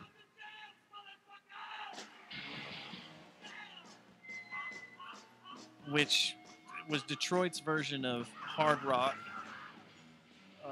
That was hard started- rock, man. This is like, I remember growing up, my mom was like, MC5's too much for you. You can't listen to this band. Like, they would come on KZPS or whatever. Yeah. And then you had the Stooges popping up. That's a different tone too. Listen to these tones. Yeah. This is 68, 69, and you've got just racket. And you start seeing, oh, here's where Slayer came from. Here's where Iron Maiden came from. Here's where the Metal Zone came from. Here's the Metal Zone. The TS-808. So you brought up King Crimson. Yeah. Wait, let this play a little bit longer too. This is Stooges. another. This is more of the bands jamming on those dark progressions Yeah. too. That this dark, giving a dark sound to their good time bluesy rock and roll. Man, this is Iggy Pop greatness. Right here. So we played Pink Floyd earlier, that Nile song. It was this year. And this you could point this to sludge too. Yeah. Stoner. Yeah. Just Melvin's that. this Yeah. again. Melvin You're esque. back in that Yeah. Melvin's realm. Okay, so we jumped to King Crimson. What do you think, King Crimson? Your favorite song of theirs? Do you know? My favorite one by them. Yeah. Jeez, I don't know any of their song titles, man. Would it be? Let's see. King. Gotta get it. 21st Century Schizoid Man. Yeah. That one I in had to fast forward a little bit. But at the same time, you had a guy. This is their most popular, or their most well known. Yeah. It's 21st Century Schizoid. Yeah, it's been used a lot. So you had a guy named Vincent Damon Furnier. Do you know who that is? He started a I'm little geeking band. out on King Crimson right now. Well, this is another progressive. This is the heart of progressive music.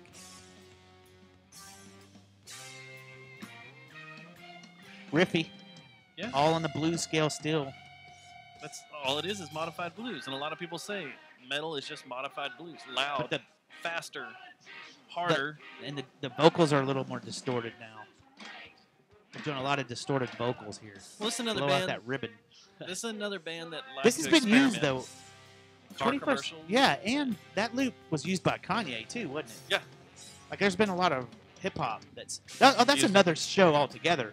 Oh yeah, All that's the- another all run. the- Once all we get the- through metal, we go hip hop. And how much they ganked from old rock. Oh yeah. Like the metal and rock of the 60s and 70s.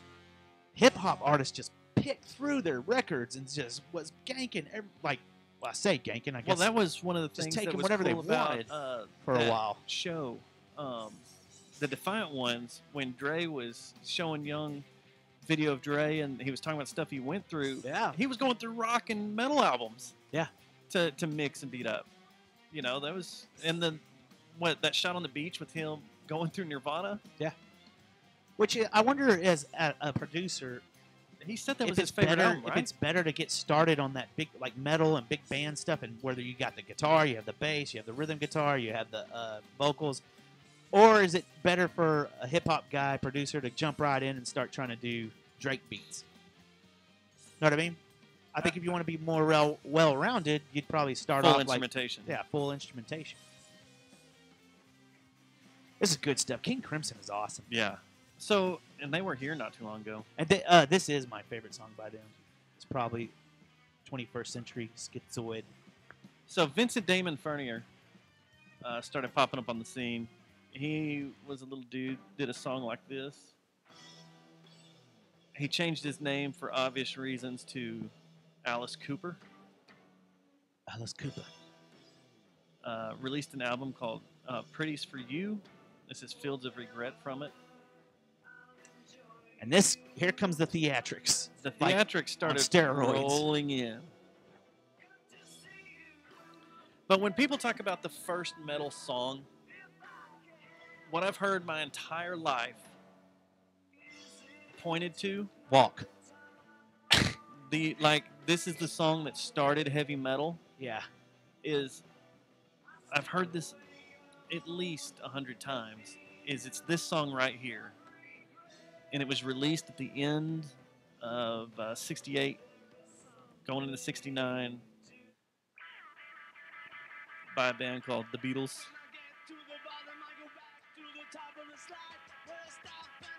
And Can you argue that? It's definitely one of the first hard rock songs. Yeah. Yeah. You can hear it today, especially if you hear Motley Crue's cover. But one other thing I can see it is I've always been told this is the first heavy metal song. Yeah. It's more hard rock to me. Like I don't know. Now. Yeah. Well, yeah, back then I'd be blown away. You're cruising through the White Album and you come to this. You go from Norwegian Wood or Honey Pie or whatever the fuck into this. So, another thing that you didn't mention that Alice Cooper's from Detroit too. Oh yeah. So, you're saying the Motown MC5, scene, all that yeah. MC5, like and we're not done with Detroit either with this little study odyssey we're going on here. And the MC5 and Alice Cooper were bucking the trend of the Motown. Mm-hmm. But they were still ripping from it some. And see, which they didn't know. When we get into each subgenre, I figured we'd break that down a little more, like how shit was working. This is more just a wide history of... This lick is a metal lick for sure, though. What about those... Which is straight blues rundown. And those crazy bombs. The start of dive bombs? Yeah. Yeah. This is racket. And I love it. Wonder how many rock songs and metal songs there are that are directly written off the blues scale. All of them? The pentatonics, just, yeah. So January 1969. This hits the airwaves.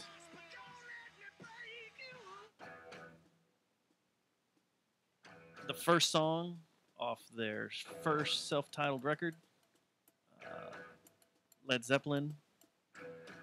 And at this point, metal was well on its way of becoming mainstream. Because well, up until this point, I think that radio and like Billboard and everything was kind of, let's don't full on say that we have a movement here until Led Zeppelin came around, and then it was like game on. We have a movement here, and we're admitting, we're owning up to it, and we're going to try to make this genre as big as we possibly can. They're fun songs.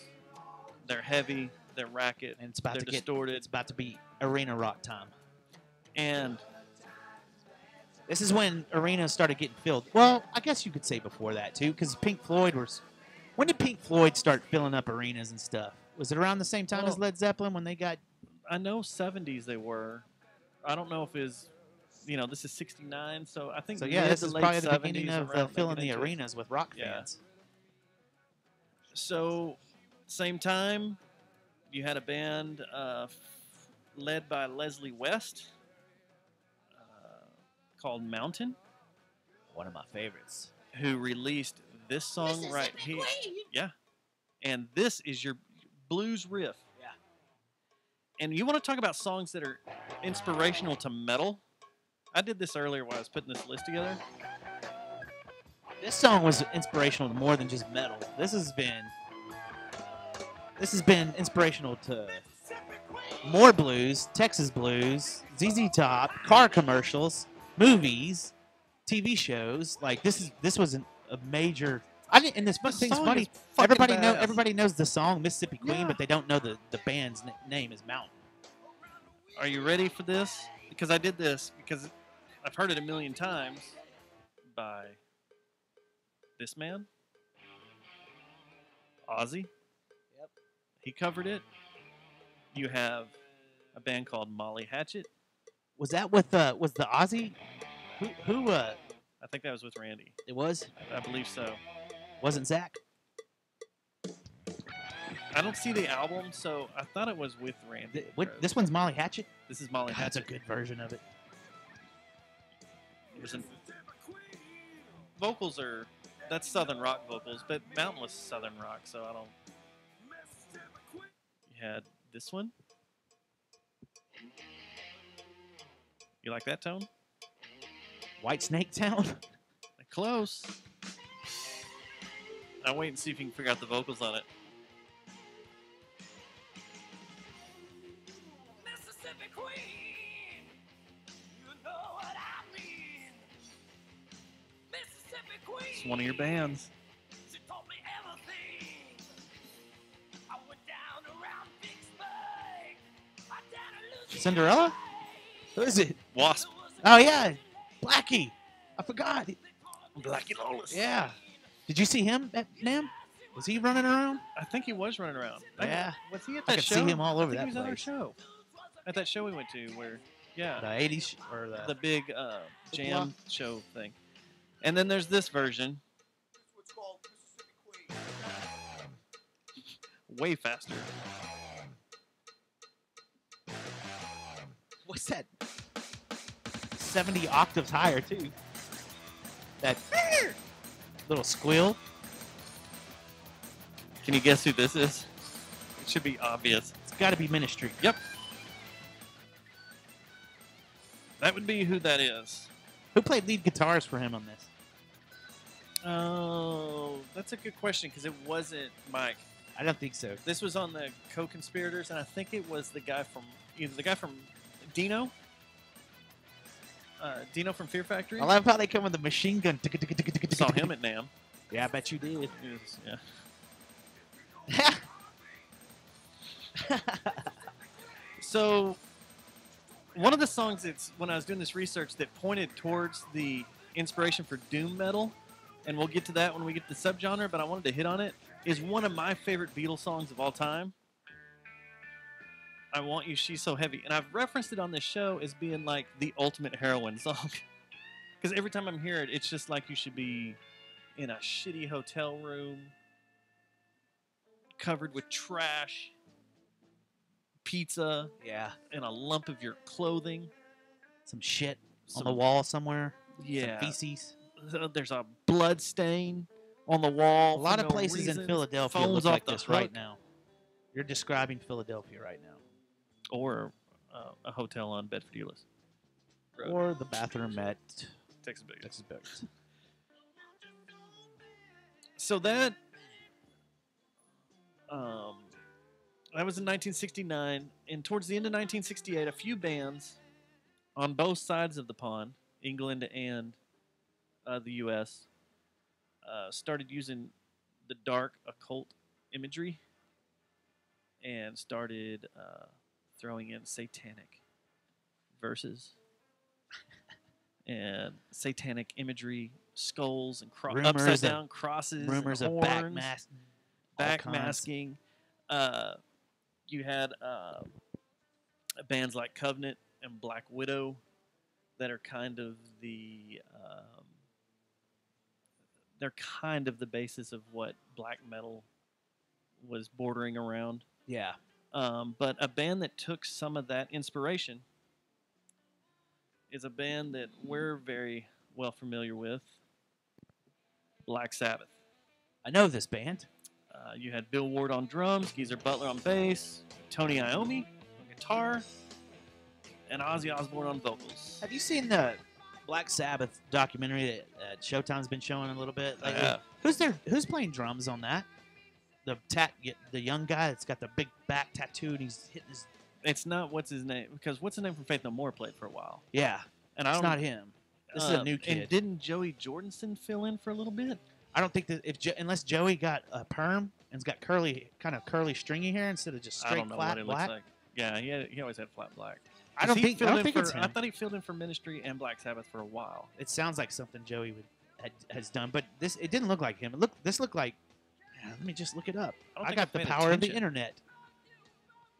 Let's see here. Oh, Rebecca. She said that was her favorite Beatles song too. I love that song. So Tony Iommi, for those that don't know, he had an accident that he suffered at an industrial factory where he lost the tips of his middle and ring finger on his right hand. And what it did was it caused him. What he did was he detuned his guitars, so it made it easier to play certain licks. And with that detuned sound, and it made things extra heavy. Yeah. And there's a lot of people that say that tone that he created is the heavy metal tone. Yeah, I can see that. The one thing that is interesting to me is if you ever see a band that covers Black Sabbath, if your guitar player plays with 3 fingers, he gets more. It sounds more legit, and it's funny because Dave confirmed that when they did this last show. He said it was way easier. He said it starts sounding like Black Sabbath when you just play with your 3 fingers, and it made things easier. Yeah, which is crazy. It's crazy and awesome. Yeah, it is. I think Slash for a really long time only played with 3 fingers. So that's what I heard. Right on the heels of Black Sabbath, out of Hertford, England, right down the street from Birmingham, a band called Deep Purple came out, and they were kind of a progressive rock band as they got going. But by 1970, they started getting heavier, and in 1975, the Guinness Book of World Records listed them as the globe's loudest band for a 1972 concert at London's Rainbow Theatre. Yeah. There were some loud bands then, too. There were some loud bands back then. And what they did was they played... what's it? Deep Purple. What do you always go to? I'm not a huge Deep Purple fan. I'm not really either. I never really was. Let me look at their song listings. That's what people are going to find out with me and us doing this series is I'm the worst with songs titles. There's 2. One of them makes me aggravates the crap out of me. But you've got Highway Star. Did you ever? I'm vamping because Spotify decided to start playing commercials midway through this, so I'm being truthful mine here. up? Can I help you out there, buddy? Okay. This one. This is probably their biggest song. I thought that was Smoke on Water. It is. I played that last year on my trumpet. You did? I did. But Highway Star... Allie did, too. Yep, a little bit of it. Goes this route, and it aggravates the shit out of me. And the reason it aggravates the shit out of me is because it was in one of the first Guitar Heroes, and you had to play through it in order to finish the game. But that's neither here nor there. And this is where you get people start arguing about who the first true heavy metal band was. Was it Led Zeppelin? Was it Black Sabbath? Is it Deep Purple? And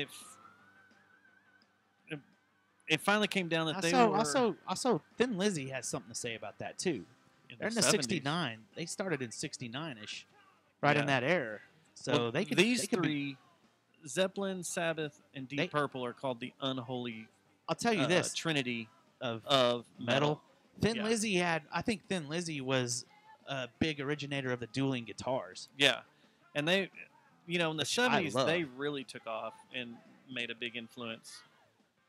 And as we enter the 70s, that's when bands just started coming out of the woodwork and started doing crazy stuff. The tone was there, the amps were there.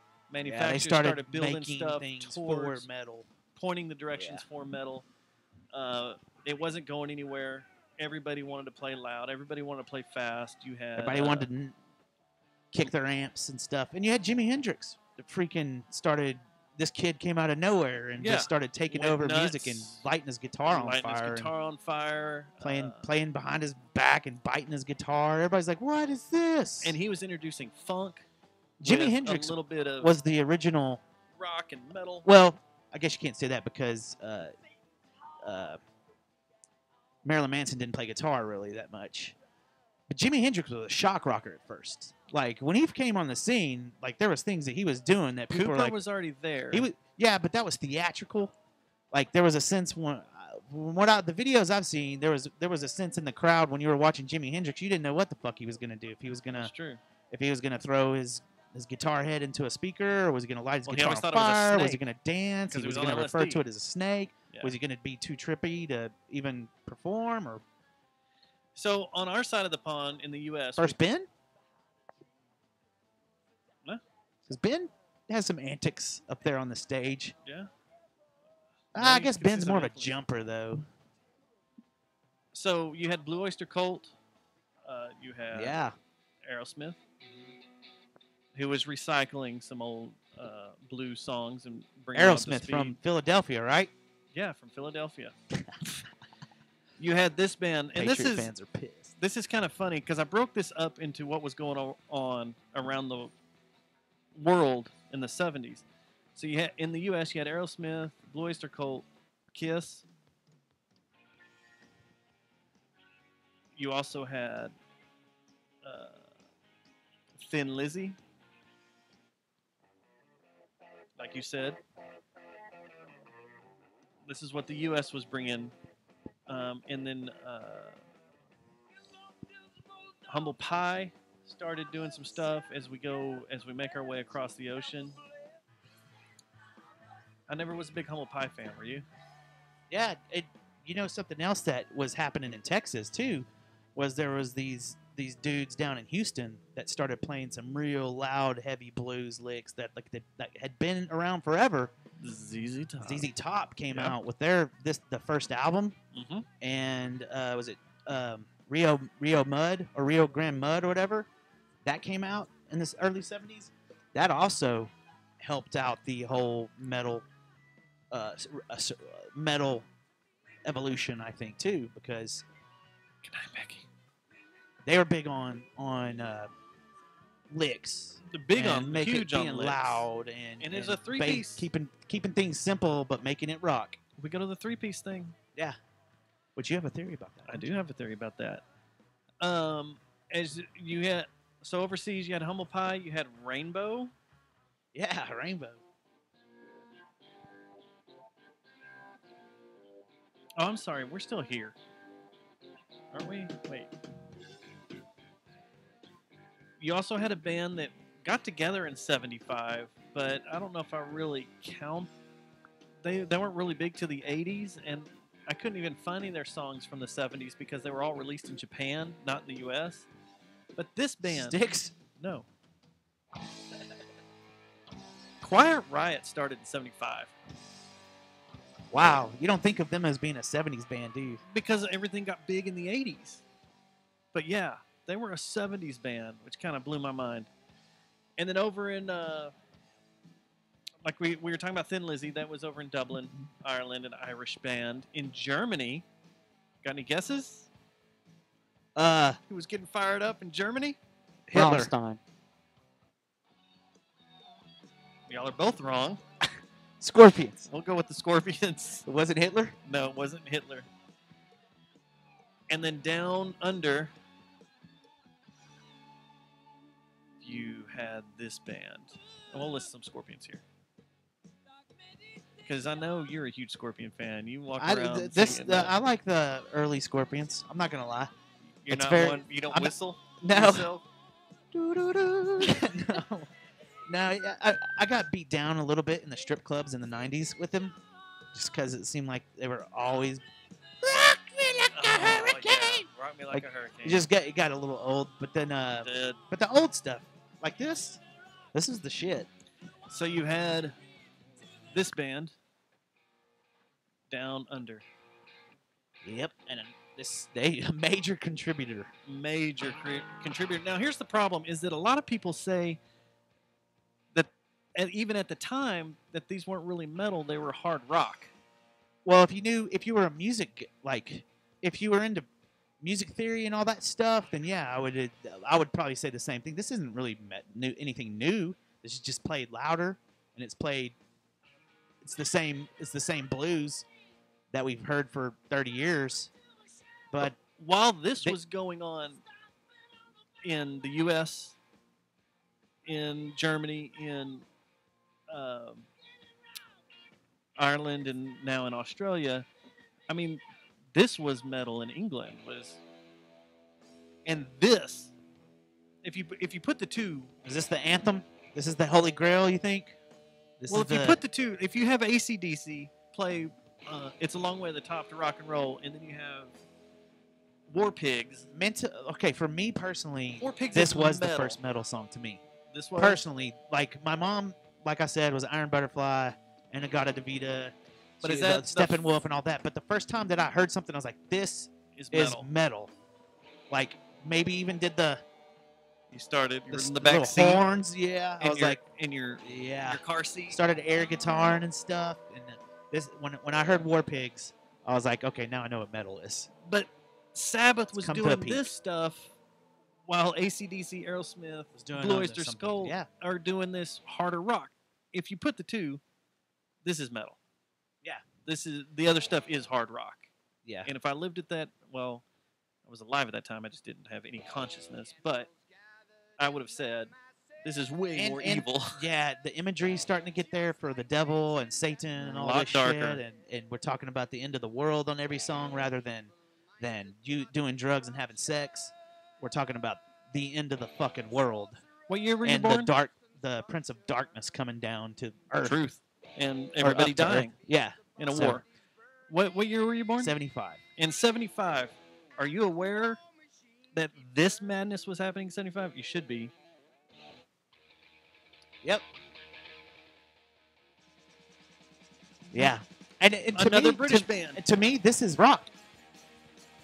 But at the time, this is metal. This was metal. Now, Ace of Spades came out later. It was actually in the 80s, but this was the start of Motorhead. Motorhead is who we're talking about. Came out in 75. You mean it didn't start on Tony Hawk? No. American Wasteland? No. So unfortunately, in about the end of the 70s, the generation of metal bands, the first generation of metal bands was starting to see their limelight. They were starting to fall apart. Deep Purple had broken up after Richie Blackmore left. Led Zeppelin broke up when John Bonham died. And you have Black Sabbath. They had all sorts of infighting, drug abuse. We're gonna whiskey abuse, vodka abuse. We're gonna boot Ozzy out, try to figure out what's going on, and then Ozzy style genre metal came. Yeah, Ozzy on his own, and then so one of the things that set Black Sabbath off, and I didn't know this until researching all this crap, and really made them start rethinking what they were doing, was that they were on tour with a band that blew them off the stage every night. And this is late 70s, and it was a band with a guy that would play this. Oh, yeah. They were touring with I thought they said the same thing. Who said it about Metallica? Someone said the same thing about Metallica. They took them on the road and was like, whoa, we can't handle this. We'll probably get into that when we get into thrash and stuff. Yeah. Because I think it was Black Sabbath again. Yeah, maybe it was Queen that said that about Black Sabbath. I don't know. I mean, Metallica. And also at the same time, when was this? When was this recorded? 70. God. 8, 79, somewhere in there. And it's still played on modern rock stations. Yeah. Yeah. Well, the thing is cool is a lot of these songs are still played on modern rock stations. Because Because metal stands the test of Metal time. does stand the test of time. 78 is when this came out because it says here Van Halen, he established himself as the leading metal guitarist of his era. And this was from the 1978 self-titled album, is considered a milestone. You know when I discovered Eddie Van Halen? Oh, you ate one too? Michael Jackson, Thriller. Oh. And I was Beat It. like, when I heard Beat It, I was like, who is the guitar player? And then immediately my shift from Michael Jackson obsession went to immediate Van Halen obsession. That's fast. That's all I cared about was Van Halen. And as I was researching and reading through that, one of the things that was talked about was how Michael Jackson was like, the first time you ever heard him was like, I need that guy on a track. Yeah, it's kind of like Bring him Bowie in. and Stevie Ray Vaughan. I gotta have that guy. I gotta have that guy. Yeah. So this is the late 70s. A rebellion is starting to form. A DIY type of music. They start. A lot of the attitude is we don't give a shit type of music is starting to get going. And that was punk rock, and it was built on the roots of psychedelic rock. It was high energy, anti-establishment, and very anti-disco. That was one of the things that brought especially in New punk York to the forefront. Especially up in New York. You got the New York punk scene. Yeah, was very polar opposite of the disco scene, and they were proud of that. They very, hated very every proud. inch and aspect of disco. They had enough. And with the emergence of punk rock, it helped push the new wave of British heavy metal out there, with bands like Motorhead, which we played earlier, Iron Maiden, which we played at the beginning of the show, and a band called Judas Priest. And this went around when Dio started Dio doing started his thing coming too. around. Yeah. Also, you had Saxon. Yeah. And Def Leppard. And it also helped push out an underground metal movement that was more evil with your Venom, your Raven, and your Diamond Head. And that starts your black metal type movement around that time. And while the new wave of British heavy metal was emerging, there was a scene being developed in Southern California along the Sunset Strip that started building your hair and your glam metal. Yeah. And gave birth to bands Motley Crue, Wasp, Rat, Poison, Warrant, Cinderella, all the ones we like to poke fun at. LA Secretly, Guns. we like. LA Guns. And that right there is where I want to end this first history of heavy metal. I like it. Hopefully other people do too. If you liked it, let us know. We'll keep this going because, like I said, we want to go through each genre, break them down. Yeah, and there's also, we could take this farther if we wanted to, because I started thinking while you were going over all this, is we don't hit on it very much, but we could, and that's with guitars, amps, like the JCM 800, and how like it developed, like they tried to redo that and make the 900, which Slash started playing on. Everybody started playing on Les Pauls in the 70s, like all the rock and roll and metal bands. Like we could geek out even further if we want. I forgot what I was listening to the other day. Wasn't Orange developed in the 80s or the 70s? 70s and 60s, I thought. Late 60s, early 70s. There was something I was listening to the other day that talked about the Metal Zone and why it was made, and that there was a producer that when it came out, that's all he would use on everybody, because he could dial in certain tones, get what he wanted to for the recording. I'm gonna have to hunt that down or think about what that was. Yeah, Boss, like all these companies started making all this gear towards the music that you're talking about. Like NAMM, like that whole, like let's start gearing up and making things, equipment and electronics that are specifically made for these overdriving guitars and amps that are glowing. The tubed amp tube amps. They wanted to make them as loud and nasty as possible, and and so the music industry started developing gear that was straight for that, rather than church choir music. Yeah. So we did. When I put this together, I skipped over a bunch of stuff because I figured certain areas we would delve in more when we do our later individual shows. So it's kind of broad, so don't start sending us hate email of like, you missed this, and you missed my favorite band, Oh, you know and it's you coming. missed Foghat. Y'all didn't say enough about dicks and farts. Where's Skinnerd? Yeah. Where's Tara? You didn't include Skinner. Tara's coming. Tara's coming. And that's one of the reasons I stopped it right there at the beginning of the Sunset Strip, because that's where all hell broke loose. Well, that is where fun started coming together. Yeah. Because you got bands that hated the Sunset Strip that were like, fuck you, Metallica. You know, they started up as a fuck you, the Sunset Strip. Guns N' Roses. Yeah. Anti, they just wanted to fuck. Who, Guns N' Roses? Yeah. I think their shtick was cocaine and booze. And the ones that wanted to just fuck having was sex Motley with- Crue. Yeah, that's true. But Axl did have sex with someone in the recording booth while recording My Michelle. It's one of my favorite Guns N' Roses songs too. My Michelle's awesome. You mean they didn't use those audio clips that you had at the loops we were beginning of the using show, earlier? huh? No, they didn't use those. All right. We're at 2:11. Do you want to run through a CD page? Nah, let's bounce. I gotta pee. All right. Unless y'all want to. I'm not It's your not call. opposed What to about it. emails? Because that's going to take a while. We only have one, don't we? We have like 3. We have like 3. One of them was for Henry the Archer, I thought. Okay. Was it not? I don't think so. Let's postpone emails and CD case for next week. Okay. Who we have coming in next week? We're going on a road trip to Sovereign Jewelry. We're hanging out with That's Brandon. next week? Yep. Oh, 13th, yeah. right? Is that the 13th? February 13th, day before Let me get my calendar. Halloween. Hold on. Let me get my calendar. Day before Halloween. I don't think that's how that works, but I like your calendar there. Who comes in after that? When do we have You want me to? You put me on the spot. You want me to open up some stuff? Want me to open up some stuff? What I'm looking for is when. What are you looking When for? does our buddy come in? Oh, Chris? Chris Ryan. He's next month, isn't he? Is he? Let me make sure. What if he's supposed to come in tonight and we just dissed him off?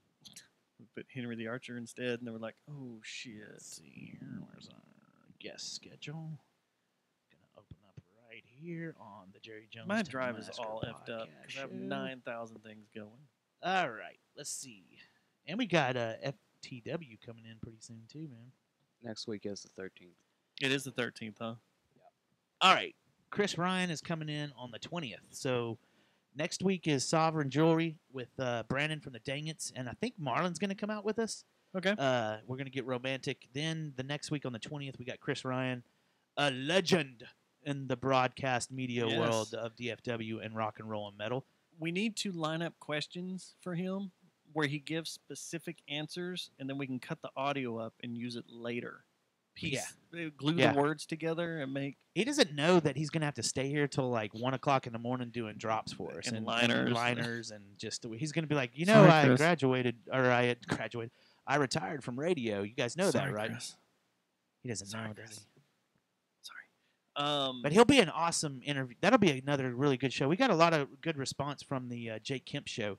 A lot of people told me that was one of their favorite shows that we've ever done, which was weird because I was kind of out of it because I just found out my friend died like 2 hours before the show, and I was kind of out of it too. yeah, we had all kinds of stuff going on.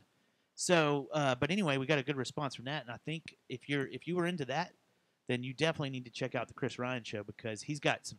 That dude has interviewed a lot of the people that you just talked about. Mhm. Chris has interviewed, so And I've got, we might have a weird one-off show here pretty quick. with I'm not going to say because I don't The- put any the food gorilla? on it. The gorilla? the one that died in the zoo. No, I What's was his talking name? about, What's that girl's name? Harambe. Harambe? I was talking about the person that I showed you I was texting with Oh. earlier before the show. She has certain dates where she's in town and doing stuff. And Oh, the we show that he can't do? He can't come to because Why can't I come? It's an 18 and up. Okay, we're not even going to address that. Listen, you need to change your terminology right off the bat. If you I get, said it like you that need for to, a reason. You need to grow a beard and come in and say that you're a midget. What about my peach fuzz? Can I keep my peach fuzz? She'll see through that, man. Definitely. She's like, oh, look at this. And she'll go, pull your pants down. Yeah, that's 12-year-old. God. All right, so yeah, we're gonna have a special show with a someone I was in contact with. So last night, so we'll figure that out. And also we have Jesse Fry coming on this month. Yeah. And then March, man, we got a ton of other shows in March. Why don't we have Jesse Fry and Rachel at the same time?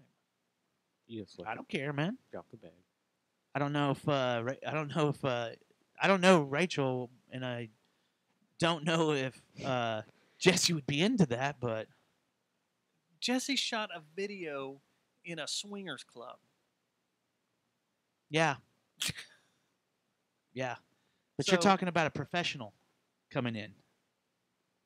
And how are we, like, is this show going to be all about, like, that industry and stuff? And if I say, like, one more goddamn time, I'm ripping my own throat out.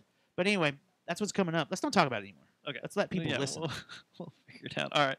We can get out of here. Shoot us email, jerryjonesmassacre@gmail.com. Check out our friends, Funky Town Podcast. I got a new one. Take a listen to our friends. We've Seen That. It's a movie podcast with my buddy Jay. Yeah. And TJ, who is the voice of the Buccaneers at their stadium, and they review old movies. And this past one, they did Days of Thunder with Eddie Gossage.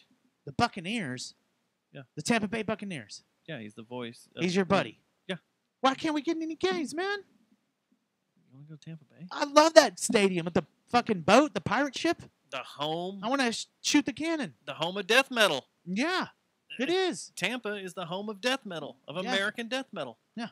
So we'll talk about Cannibal Corpse with them. We will. But there's some people. No, let's don't. We'll get into it another time. Yeah, but check out their show. We've Seen This, and who else? I guess that's it for right now. All right, we're out of here. Peace. Later. Stop the streams. I got a stream right now. Stream.